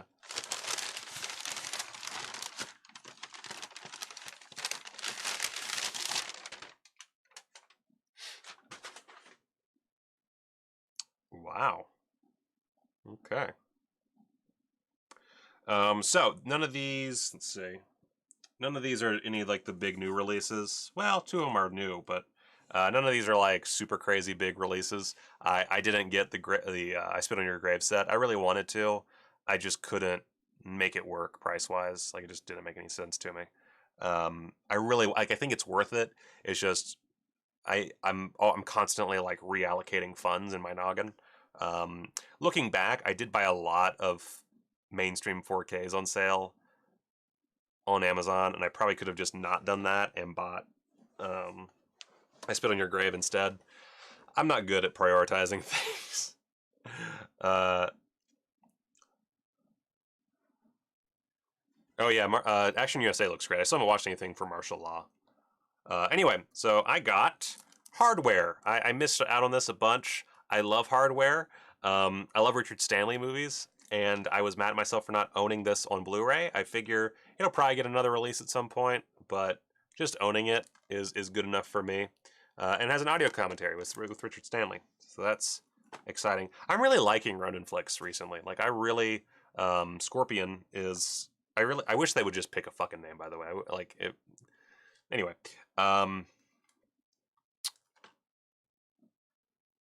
make a shirt of Peter Bark holding the bread knife, smiling. God, that's so much work. Good lord.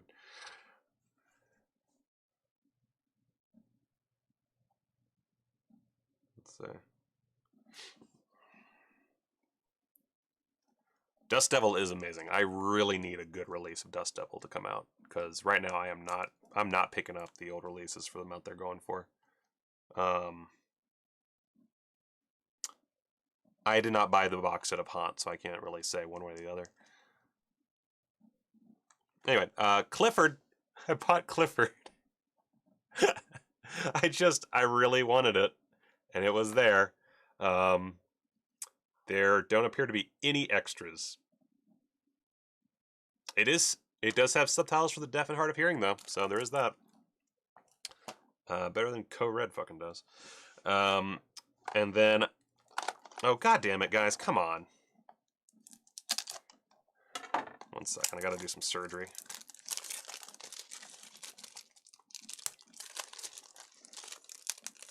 I hate when discs are bouncing around inside the cases. Makes me so frustrated.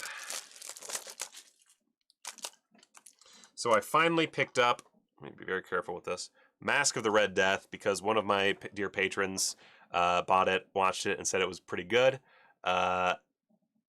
If you watch a lot of Quadruple BN, I was really, really excited for this because it just came out of nowhere. There was no announcement for it as far as I could tell. Yeah, God damn. Okay, let's see how this looks. Okay, it looks fine. We do need a Fulci on the shelf. Dig 'em. That is very true.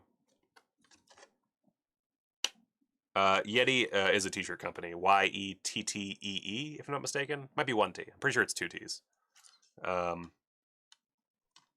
Almost Human and Zeter. I'll have to get those.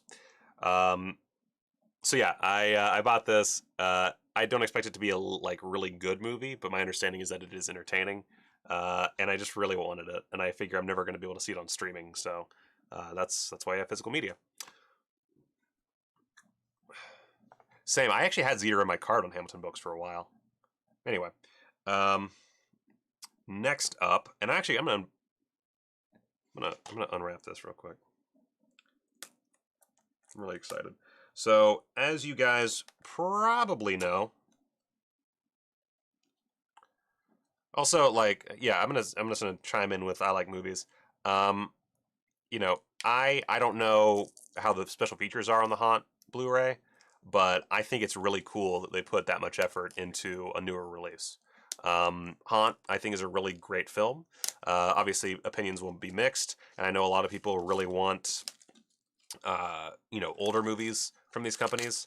But I think it's really great to show appreciation to newer filmmakers. You know, I'm a newer filmmaker.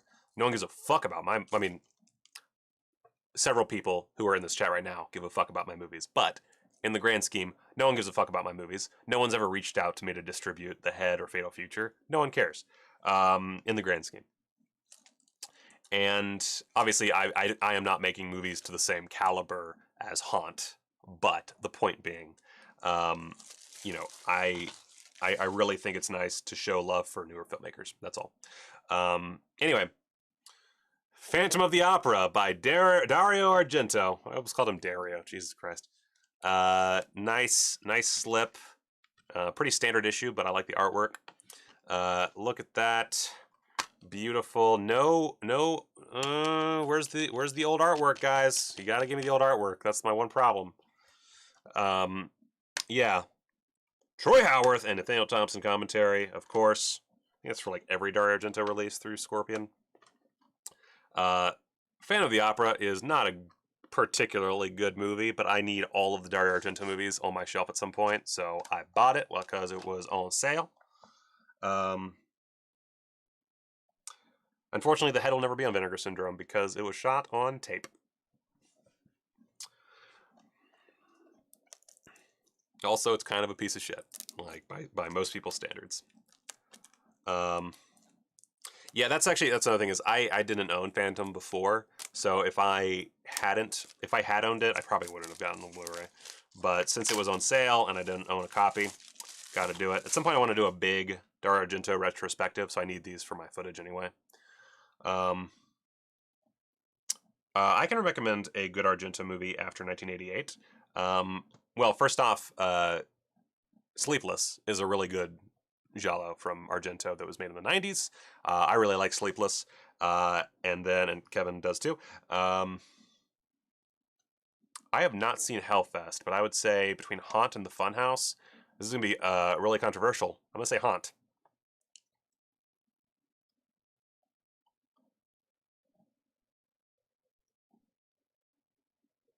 Vinegar Syndrome has ruined us. Did I not bring up Amityville Vibrator on any of the streams? Whoops. Amityville Vibrator is a movie that exists, and apparently it's a lot of fun. I've never watched it, but it's a newer film that you should check out. The director seems really cool. Just avoid giallo from. Admittedly, I watched it in like 2010, so it's been a while. But I actually really liked giallo when I saw it.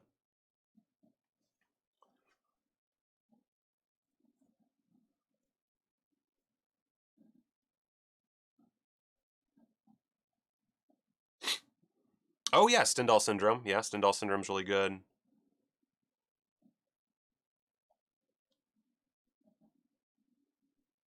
But anyway, the Card Player is not bad. I don't know why I still have the. By the way, I don't know why I have this up still. I don't need it. So the Card Player is not the worst. It is a medium tier Argento at best, but not the worst. It's a little bit too much trying to be a normal thriller, I think. And the technology aspect is awful. Again, no insert reverse art.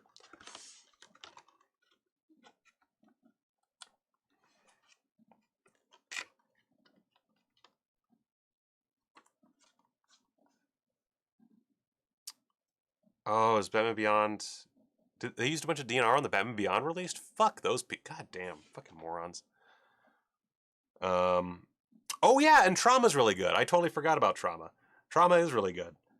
That's one I really need too. Fuck.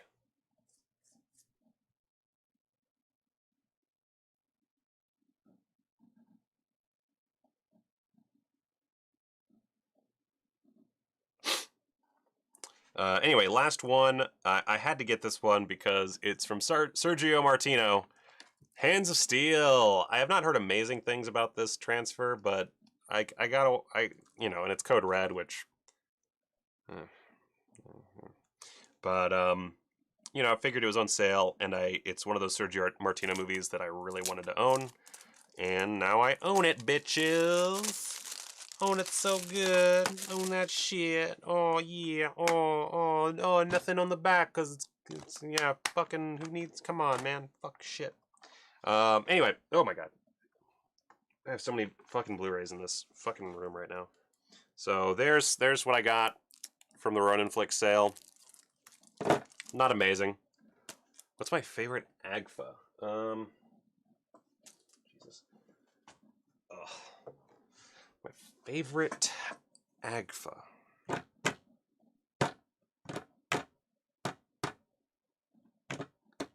Code Red is better than Dark Force. That is true.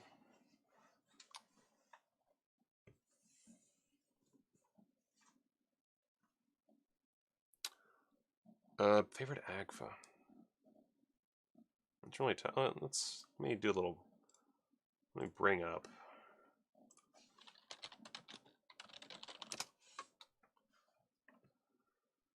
Let's see their home video catalog. I haven't watched a lot of their stuff, to be honest. I don't know. I really like the Drug PSA compilation. Children watching, fuck them.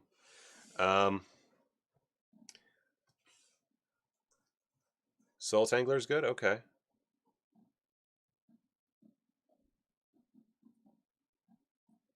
I need it. You know what? Honestly, I might. Next time I have like a little extra cash, I might just go on Diabolic and just finish up buying all the Agfa films. Because I own Blood Lake. And I own a couple that Vinegar Syndrome helped with. McPherson tape, yeah. Top 5 Jolly? Oh fuck. Oh my god.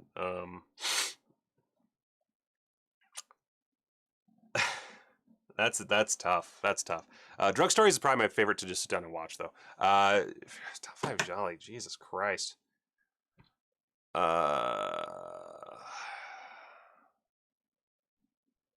All the Colors of the Dark.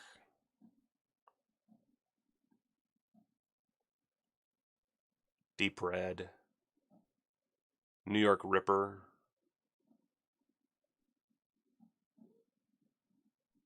What Have You Done to Solange? Oh fuck, there's one I'm missing. Blood and Black Lace, yeah. Blood and Black Lace is phenomenal. I don't know, like I'd have to actually like I'd have to like bring up a list of all Giallo films and like go through and like try to figure it out, because that's tough. That's really hard for me. I love Gialli so much that oh my god, Suspicious Death of a Minor is fucking so good. I do not consider it a Giallo film. But if anyone watching has not bought Arrow's release of Suspicious Death of a Minor, as soon as you can, fucking pick it up, because Suspicious Death of a Minor is such a it's just tonal whiplash. It might be one of my favorite Martino movies. Tenebrae. How the fuck? Oh my god. See, this is why you can't meet with these questions. Tenebrae is my favorite Giallo film, and I totally forgot to put it in the list. That's how bad my fucking brain is. Your Vice is a locked room and only have the key. That's fantastic. Like, yeah, it's all fucking amazing. Yeah, you missed the majority of the stream there, Ice. Don't Torture a Duckling. Yeah, that's what I was trying to think of, actually. Is Don't Torture a Duckling. That has one of my favorite finales of any Giallo film. Freddy Got Fingered. Goddamn. Although Freddy Got, by the way, obviously a joke, but Freddy Got Fingered is another one of my favorite movies that I desperately need to do a video on, but I just haven't come up with like the right. It has to be like a special like video essay type thing where I really dig deep, and I just have not figured out what to do with that yet. Strange Vice of Mrs. Ward is really great. Yeah. That's the one from Severin where the transfer isn't one of the best, but more than serviceable. First 30 minutes of Inferno is the best Argento. I can see that. Yeah. Inferno's really good. And first 30 minutes of Inferno. Yeah, I don't know that I agree, but that is a very fair assessment. Case of the Scorpion's Tail. That's another great one. That's like a perfect simple giallo. Like, it's not really all that fancy, but it's a very smartly laid out thriller that just works really well. Yeah, I mean, you just keep bringing up giallo films, and fuck. All right. Let's. All right. I was going to show you some other stuff I bought recently, but it's not in this room. Yeah. Oh, by the way, I did buy this recently, so that's something that's gonna tie into a video at some point in the near future. Fifth Chord is fucking great. Yeah, see, my brain does not spit out titles very easily. I forget everything that I love. That's why I need to actually walk into and look at my son every 3 hours, or I forget he exists. So yeah. Diggum, what Argentas have you seen?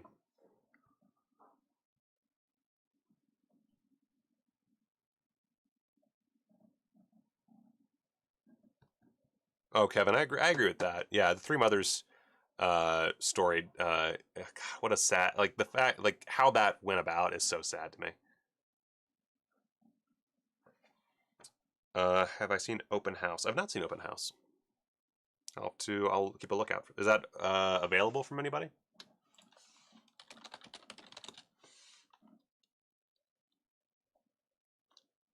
Opera's awesome. Opera's fucking sick as hell. And so dumb. So delightfully dumb.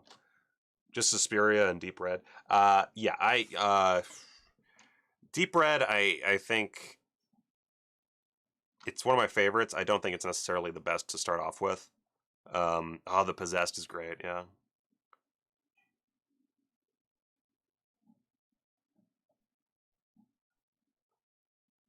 Oh, I didn't realize Lust Caution was coming from Kino. That's fucking sick as hell, too. What's the scoop on Three Mothers? Basically, Argento, he has three movies that make up the Three Mothers trilogy. It's Suspiria, Inferno, and Mother of Tears. And I have not. Oh man, Agfa should do a Forgotten SOV. That'd be so fucking sick. But so Argento, he made Suspiria and Suspiria. Oh, and yes, Suspiria's not a giallo. That's true. And I think I love Suspiria. I understand people who think it's boring. It is from I can be taken in by cinematography real easily. Like style over substance works for me 9 times out of 10. So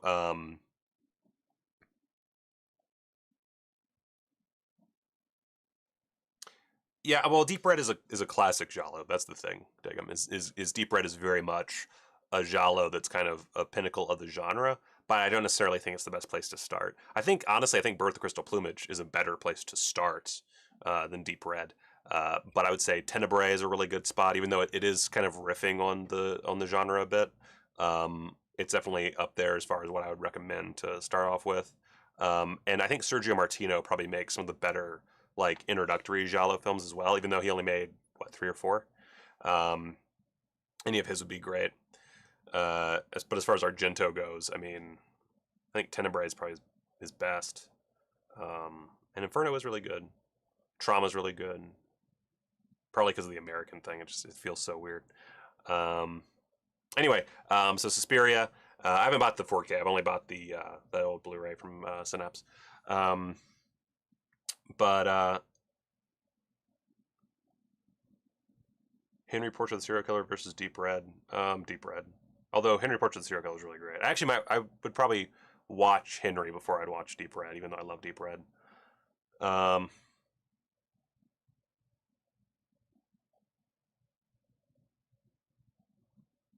Yeah, I mean, yeah, Kevin, you're right. It did basically start the genre. So yeah. Anyway, so Suspiria came out, introduced the idea of the Three Mothers, but didn't really dig too deep. You kind of see whichever one it is in that movie briefly, and then Inferno kind of was meant to continue the story, and it yes and no. But then Mother of Tears was the one in 2005, I think, that was meant to be the final in his trilogy that he'd come up with. And before that, Daria Nicolodi had written The Black Cat, which was meant to be a Three Mothers film because I think Argento had kind of stopped trying to finish his trilogy. And then Three Mothers comes out, and Three Mothers is one of the most disappointing fucking films I've ever seen. I did watch it when it came out, so I was 15 or 16, depending on, I don't remember what year it came out. So I can't say for sure like how it would hold up today, but it was real disappointing, man. Like it was real frustrating because it like he finally made the end of his trilogy, and it's that moment where you realize that the guy you were pulling for the whole time didn't actually know what he was doing. It was kind of like watching Rise of Skywalker in theaters, where you finish the movie and it's like, oh, oh, oh. Oh yeah, Bava. Oh my God, thank you. See this again. My brain doesn't work. Yeah, watch Bava if you're really trying to get into genre movies. Watch Blood and Black Lace. Watch Bay of Blood. Those fucking things are classic. Um. Oh my God. Uh. Also, well, yeah.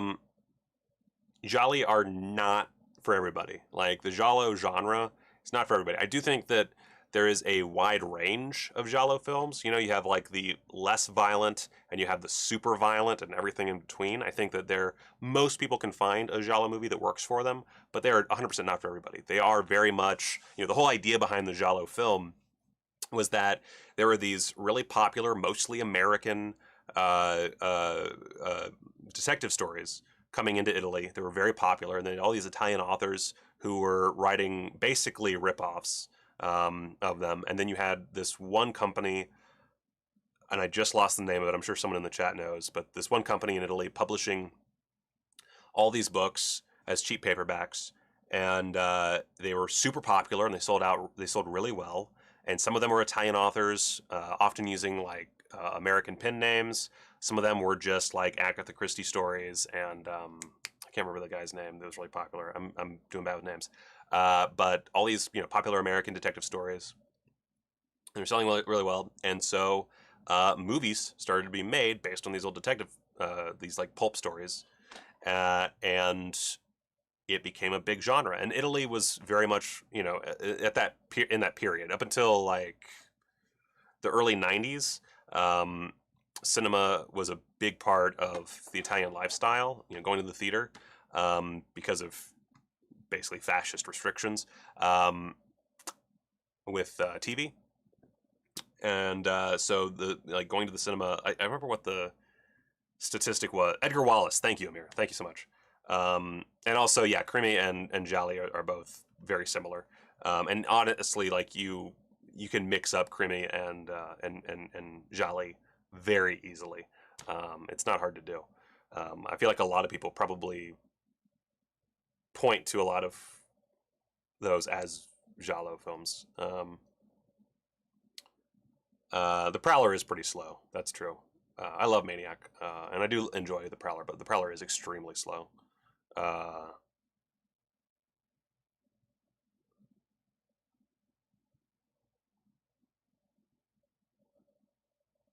Uh, yeah, okay, so yeah, The Girl Who Knew Too Much is technically the first Giallo film.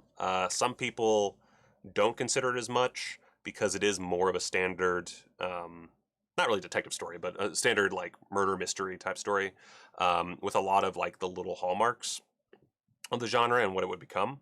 But then the Bird with the Crystal Plumage was the first movie that really like exemplified all the aspects of what people would come to expect from the genre. You could make the argument that Blood and Black Lace did that first.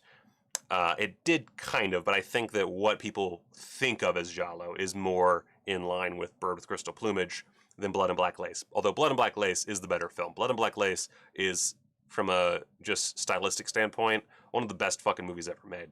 And the killer is the most iconic killer in all of Giallo history. Um, and oh, thank you for Kevin. I like that you're here. You can like field stuff for me.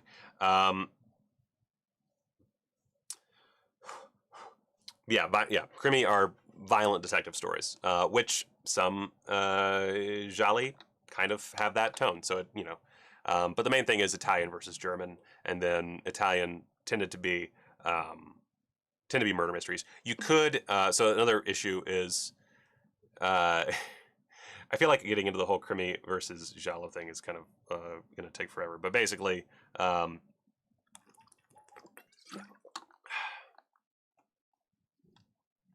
would you consider Four Flies on Grey Velvet to be a horror movie? Uh, yeah.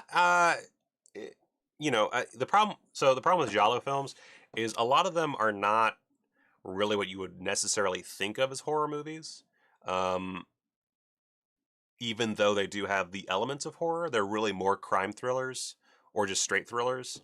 That's why, like, I mean, Brian De Palma ripped them off like nobody's business, and his movies are considered thrillers because, even though they have those horror elements, really it's a murder mystery, and a murder mystery is generally considered a thriller.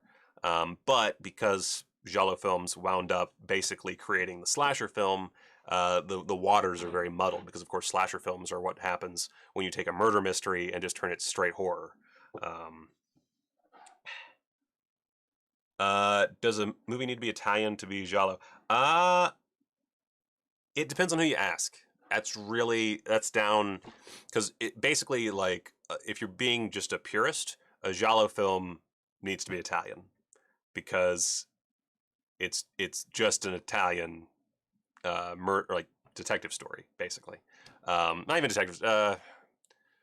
It's Italian murder mystery, and like even the definition of it is kind of vague and weird. Like it's very much one of those things where like you know what it is when you see it, but it's like sometimes a movie on paper will read like a giallo, but then it's not really a giallo. It's one of those like really just weird amorphous things.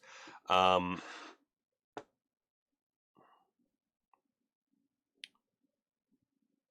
Sorry. Have I seen any Turkish horror? I don't think so. I don't think I've watched any Turkish horror. I have a lot of blind spots. I'll be honest with you guys. The problem with my taste in film is I have so many movies or so many genres that I love that I can never fully explore all of them. I'm always like running around trying to watch everything. I actually just bought the editor. I need to watch it. I got it through Hamilton Books, I think. Yeah. Um, did I finish explaining Giallo? Anyway, the point is, uh, they got really popular, and in Italy, there were always these genres that would spike in certain periods of time because people like the industry was booming up until that. Like again, like I think there's some like year that works as like but where like TV standards lifted, but I don't remember what year that was. But I think it was the early '90s. It may have been the late '80s. Um, and Dress to Kill is fucking sweet, and it is an American giallo. So anyway, so the giallo films in the basically '60s and '70s were fucking rocking it, and then in the late '70s is when they kind of sloped off. And I mean, you still had some made through the '80s and like a couple in the '90s, but really the time period is between like 1963 and 1976 or seven. Um, and Eyes of Laura Mars, that is another great one. So as far as outside of Italy, again, it depends on how you define giallo. I think that a movie can be a giallo without being Italian. I think that, you know, after the boom, there were so many movies inspired by gialli that gialli became their own genre. The giallo became a thing that was no longer just, oh, it's this Italian um, boom of murder mysteries. It's actually now just what things are if they fit into certain criteria. So I think like several Brian De Palma movies, Eyes of Laura Mars, that fucking Crystal Eyes from Brazil, Argentina, Brazil, whatever. That South American movie, Crystal Eyes, they all count as giallo. Um, some of them are more overt in their homage than others, but I think to be a giallo film, you just have to follow certain kind of again amorphous rules. Um, oh, good. I'm glad you watched Bay of Blood because of me. That's nice. Um, Poliziotteschi films are another blind spot for me. I have only watched a handful. Um, and actually, I mentioned Creamy and Jolly getting mixed up a lot. I kind of fudge that a bit. People do mix up Creamy films with Giallo, but the real mix-up comes with Poliziotteschi and Giallo, because those two do really intersect. That's actually like I would say that uh, oh my god, Suspicious Death of a Minor is more of a Poliziotteschi film than it is a Giallo. Um,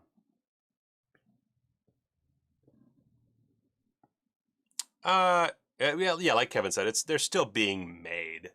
Um, uh, but it is a dead genre in so much as there is no boom anymore. I mean, it essentially died in the mid to late 70s. Um, but there are a ton of newer Giallo films. Some of them from the original folks, like, I mean, Sleepless is a 90s Dario Argento movie that's very much a Giallo. Um, he even made a movie called Giallo in the 2000s.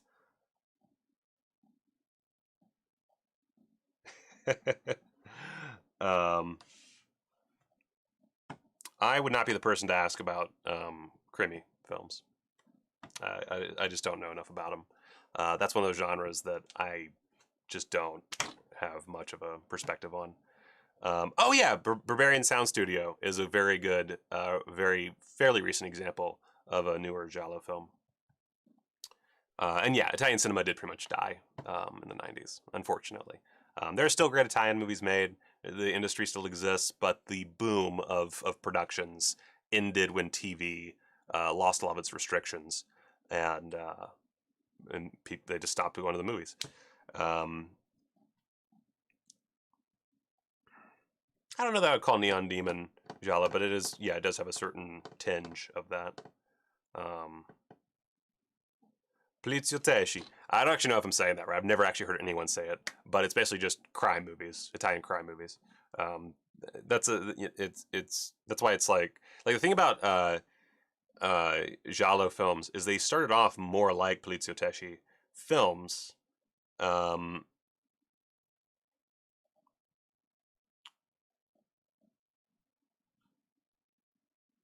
sorry. Um, so they were violent crime movies, and Giallo films also in some aspects were violent crime movies, especially like a lot of the early Giallo films. Not all of them, like The Possessed is not like this at all. Um, but a lot of them were detective stories with plenty of violence because, of course, you're seeing all these murders.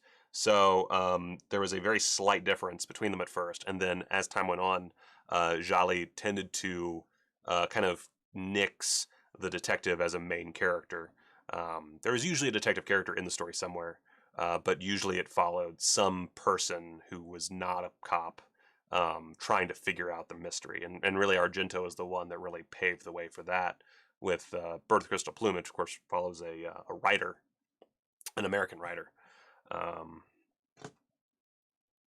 oh yeah, Knife and Heart. Knife and Heart is fucking great. I ordered Knife and Heart through, I think, Diabolic, but it was when I also ordered some pre-order for like December or January, so I have to wait a while for that. But I'm really excited to get Knife and Heart finally because I love that movie so much. Oh my god, I'm dying. Amateur detective stories. That is a great way to explain it. A few of my favorite Giallo films. I don't. It's hard to follow this chat in full. It's very busy. Clue would not be a Giallo film, no.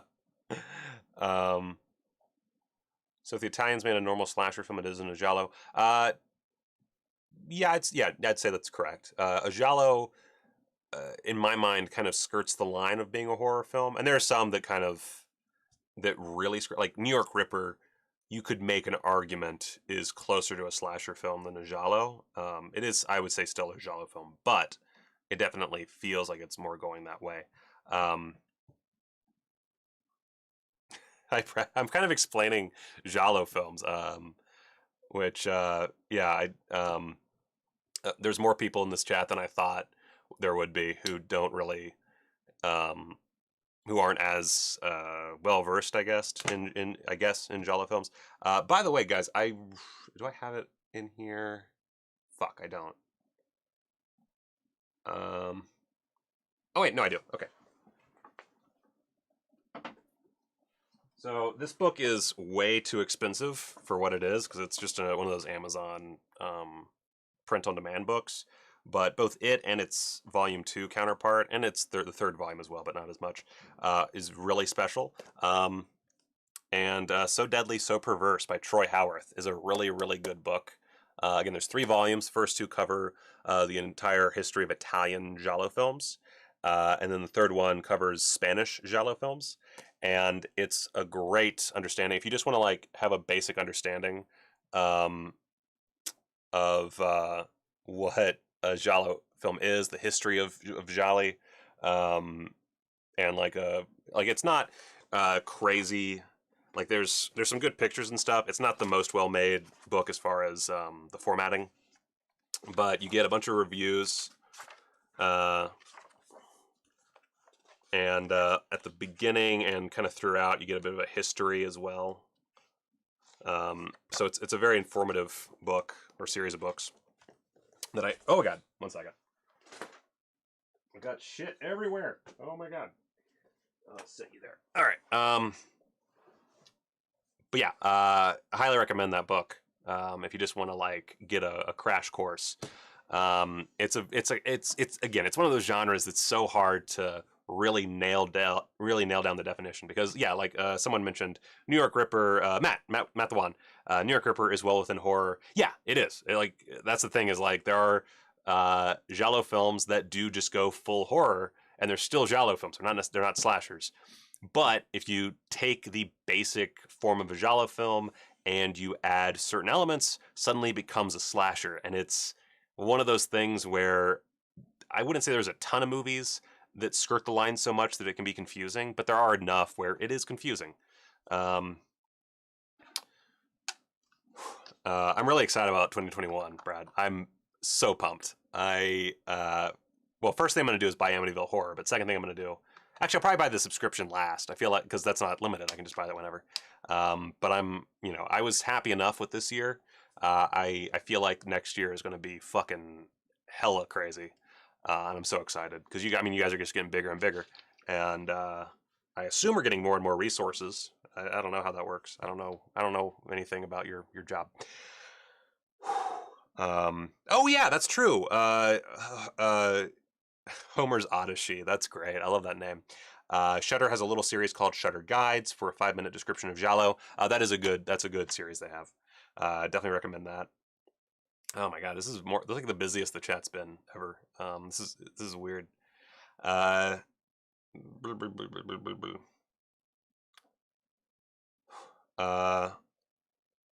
Stage Fright's a phenomenal example. Where I think some people consider it a giallo film, but it's very much a slasher flick that happens to be Italian. It does not really follow any. I think the main thing for a slasher flick that differentiates it from a giallo is there's not really an investigation usually in a slasher movie. That's an easy way of kind of. Although, fuck, I mean, no, I guess yeah. I think almost every giallo has an investigative aspect, whereas a slasher film, while there might be like the character striving to, figure out what's going on, it's more of a and then there were none type scenario where it's a bunch of characters who are killed off one by one, and at some point they realize what's going on and they have to fight back. Something like that. With variations. There's always variations. There's no like straight definition of any of these. It's always variations, which is the beautiful thing about art. I actually ordered I mentioned this I think last stream, but I ordered the Fu Manchu indicator set from Diabolic because they had the scratch and dent version, and I was like, man, I can't pass this up. That's a good fucking price. I don't care about scratches and dents. I'm an anarchist. That's not true. feel like at this period in time, it's not a good thing to say. Michael Suave. He's so good. Rad copies are worth more electoral votes. Rad copies are worth more than electoral votes now. Stage Fright does need a 4K release. That's very true. I 100% agree with that. I still don't own a copy of Stage Fright, which is wild. Oh no, my light died. Wow, we've been going for a while if that thing died. Jesus. Well, alright. Pop that on the charger. Yeah, Michel Suave. I say his name so dumb. Such good work. Such good work. Let's change with the lighting. I had it on yellow for Vinegar Syndrome, but what can we do? Oh, yeah, a little bit of green. Fuck yeah, bro.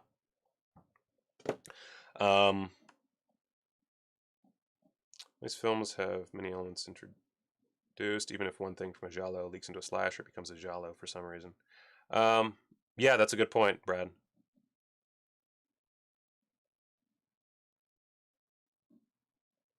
Yeah.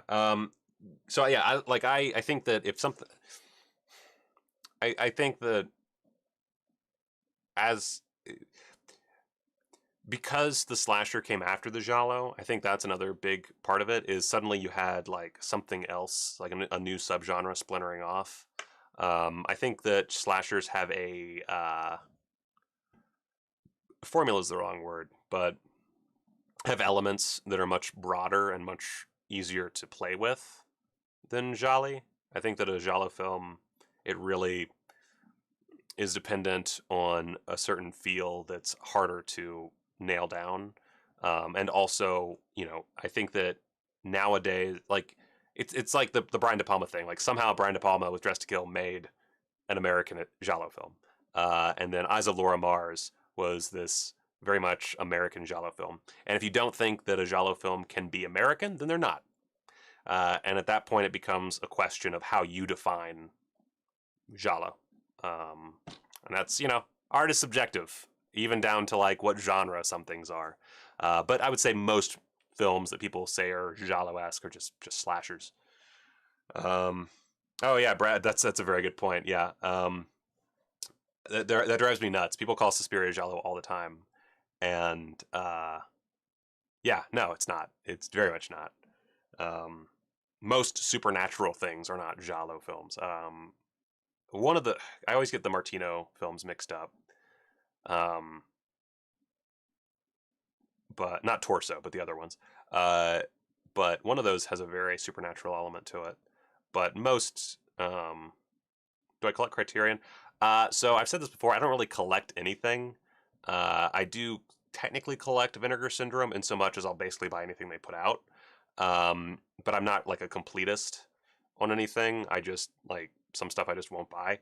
That said, out of the Blu-rays that I do buy on a semi-regular basis, yeah, Criterion's one of them. I love Criterion releases. They're a little too expensive for me, especially with how the market's gone. I feel like they are charging a real serious premium just because they were the big dogs, and now there's all these other companies putting out just as good releases, if not better in some cases, and they're still marking them up, and in some cases for no good reason. Oh, I don't think I have any in my stack.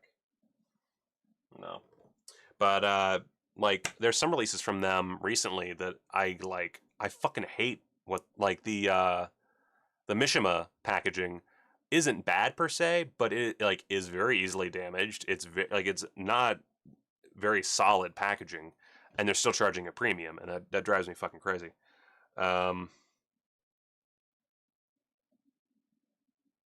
That's a good point, Kat. I like that. Giallo needs to always have the structure mostly intact to count. Yeah, just having elements doesn't mean jack shit, but to have yeah, there is that structure. The structure is important. And yeah, it was. I mean, yeah, it was definitely a trend, and that's why like early giallo films don't really look like later giallo films, is because as a trend it evolved significantly over a short period of time, and then when that trend ended, so 76 or whatever, what came out in that basically decade and some change period became the template for what we would consider the subgenre of giallo.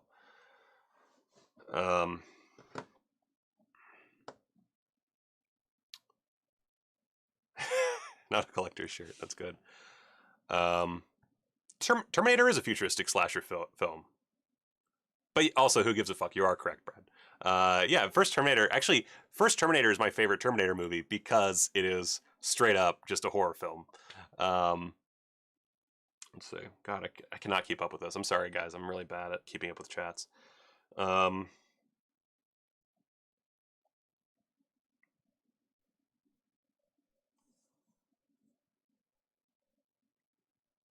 Their sets do come in all odd sizes. That's true.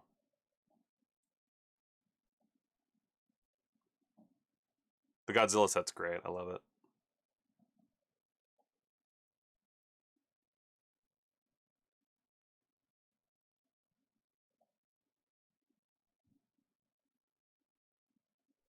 Camera set is sick.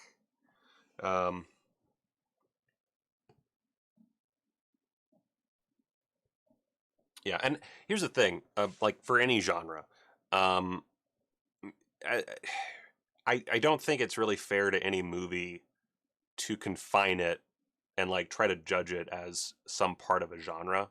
I'm excited about Beyond Dreams Door, Brad. I saw that and I was like, fuck yeah, that's such a. I haven't watched it before, but I've seen the trailer and I had seen poster art before, and I always love that weird monster thing. So I'm very excited to see it and to see it in pristine condition. That's super exciting. But I think it's really unfair to take a film like Midsummer is a good example, a good recent example.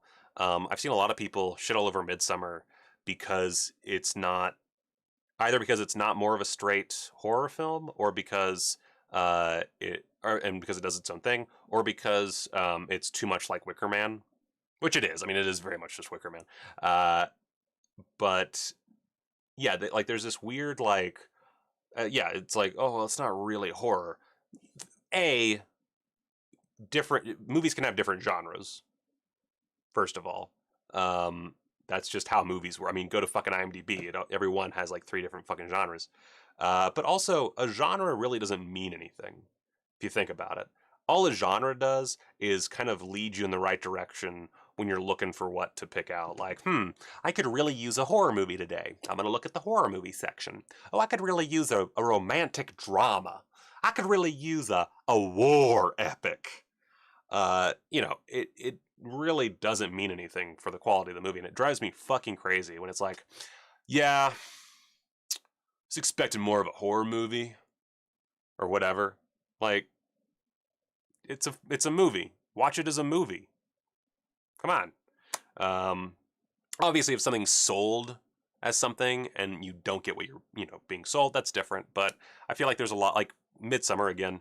I felt like when I watched that in the theater, I got exactly what I paid for. I had seen the trailer. Actually, I think I'd seen part of the trailer, and then I like closed my eyes because I didn't want to get spoiled. Either which way, I had seen advertising for it, and I went in the theater. I watched it. I was like, "Fuck yeah, that's what I bought a ticket for." Loved it. And oh yeah, Come and See is totally a horror movie. It is horrifying. It disturbs me to no end, beyond what any other war movie could. Yeah, 100%.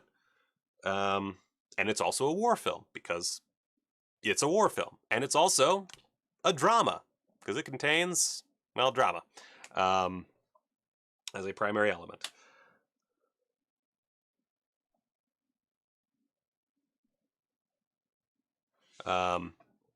Requiem for a Dream, yeah, horror movie that I will never watch again.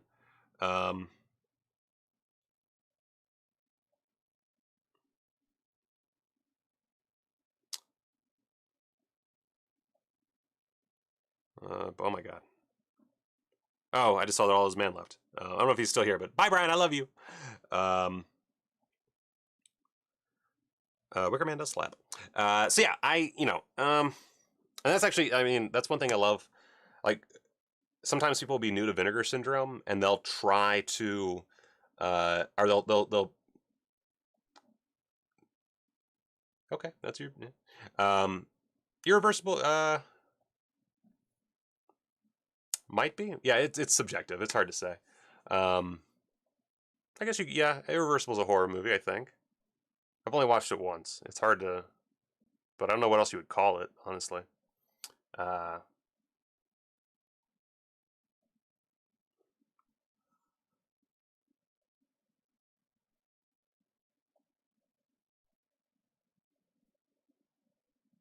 I like Blood on Satan's Claw. It's it's a little slow, but it's a really solid folk horror film. Anyway, let's see what else we got. Let me. Fuck, I don't have my script up because I'm a fucking idiot.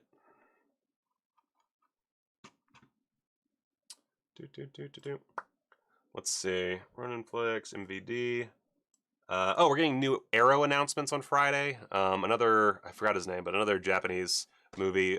They did a nun climax. I don't even know how you would categorize climax. All those Gaspar Noé films are really really challenging to put into a box.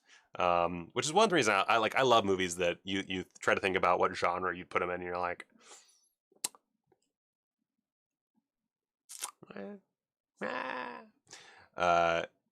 fuck. I love it. I love that so much. Oh, and of course, oh, and we talked about how many releases we were getting from Vinegar Syndrome in 2021. 38 releases. That's still just like, oh, I'm so excited.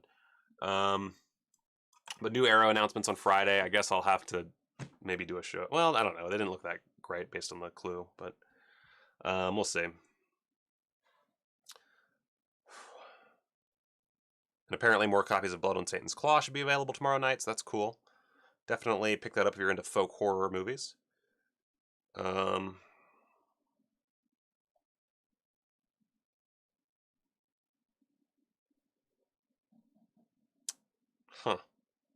What a douchey thing to do.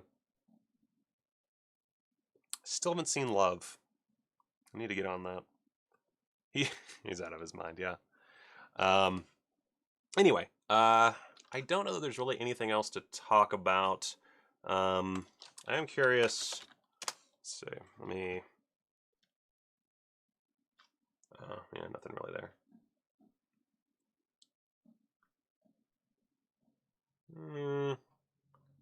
There's not much going on. I think you know what? Like, I mean, as I said on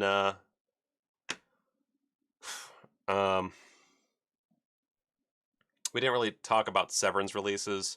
I'll talk more about them in the lead up to the sale tomorrow. I didn't do a lot of research on the last one they announced, so it's kind of unfair to really talk about it. So yeah, tomorrow, let's see, the sale starts at 9 on my end. So East Coast time, gonna start at 11. My Coast time, we're gonna start at 9 or at 8 p.m. And yeah, you know, just come hang out. It's gonna be a long show. I will be live streaming my entire purchase thing. So you know, if you just want something to like listen to while you're doing your purchases, if you want to, you know, like have someone with you who feels your pain while your spouse looks on in mockery, then come hang out with me. And I just got the Gremlins 4K actually. And anyway, so I'll talk more about recent news tomorrow as well. Obviously, it is Thanksgiving, so I will not have a ton of time. Like any responsible person, I'm not visiting family, partly because they don't live in Vegas. They're all East Coast. I'm not going to travel out there for anybody. But yeah, I am cooking though. I've never cooked a turkey before, so I'm doing that tomorrow for the first time. I'm very excited. Never made stuffing either. It's gonna be interesting. But yeah, you can hang out with me while I purchase and you purchase. We'll just purchase together. It'll be a fun time. I don't know if I'm gonna make an actual video for Black Friday. It really depends on how like awful it is for me. I'll probably like set my camera to record just in case, but I don't see it going particularly poorly. I see it going pretty well. So it's just going to be a really long live stream. By the way, before I finish up, oh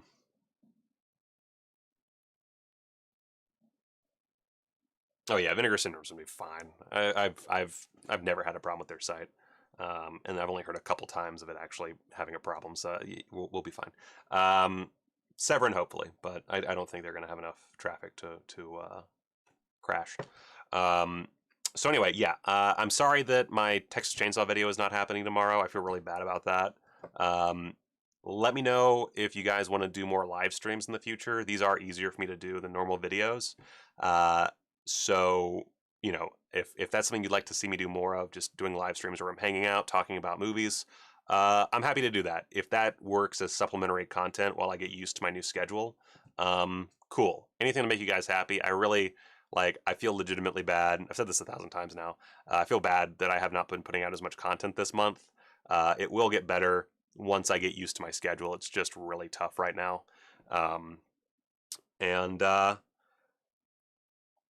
Yeah, thank you. Not deep fried. I'm baking it. I don't have a fryer. We'll just watch your supernatural video. Please don't. Okay, yeah, I'll do more live streams. We'll see how this goes. This might become more of a live stream channel with like maybe, you know, weekly videos, edited videos. We'll see. I'm gonna actually I'm about to stop, don't worry.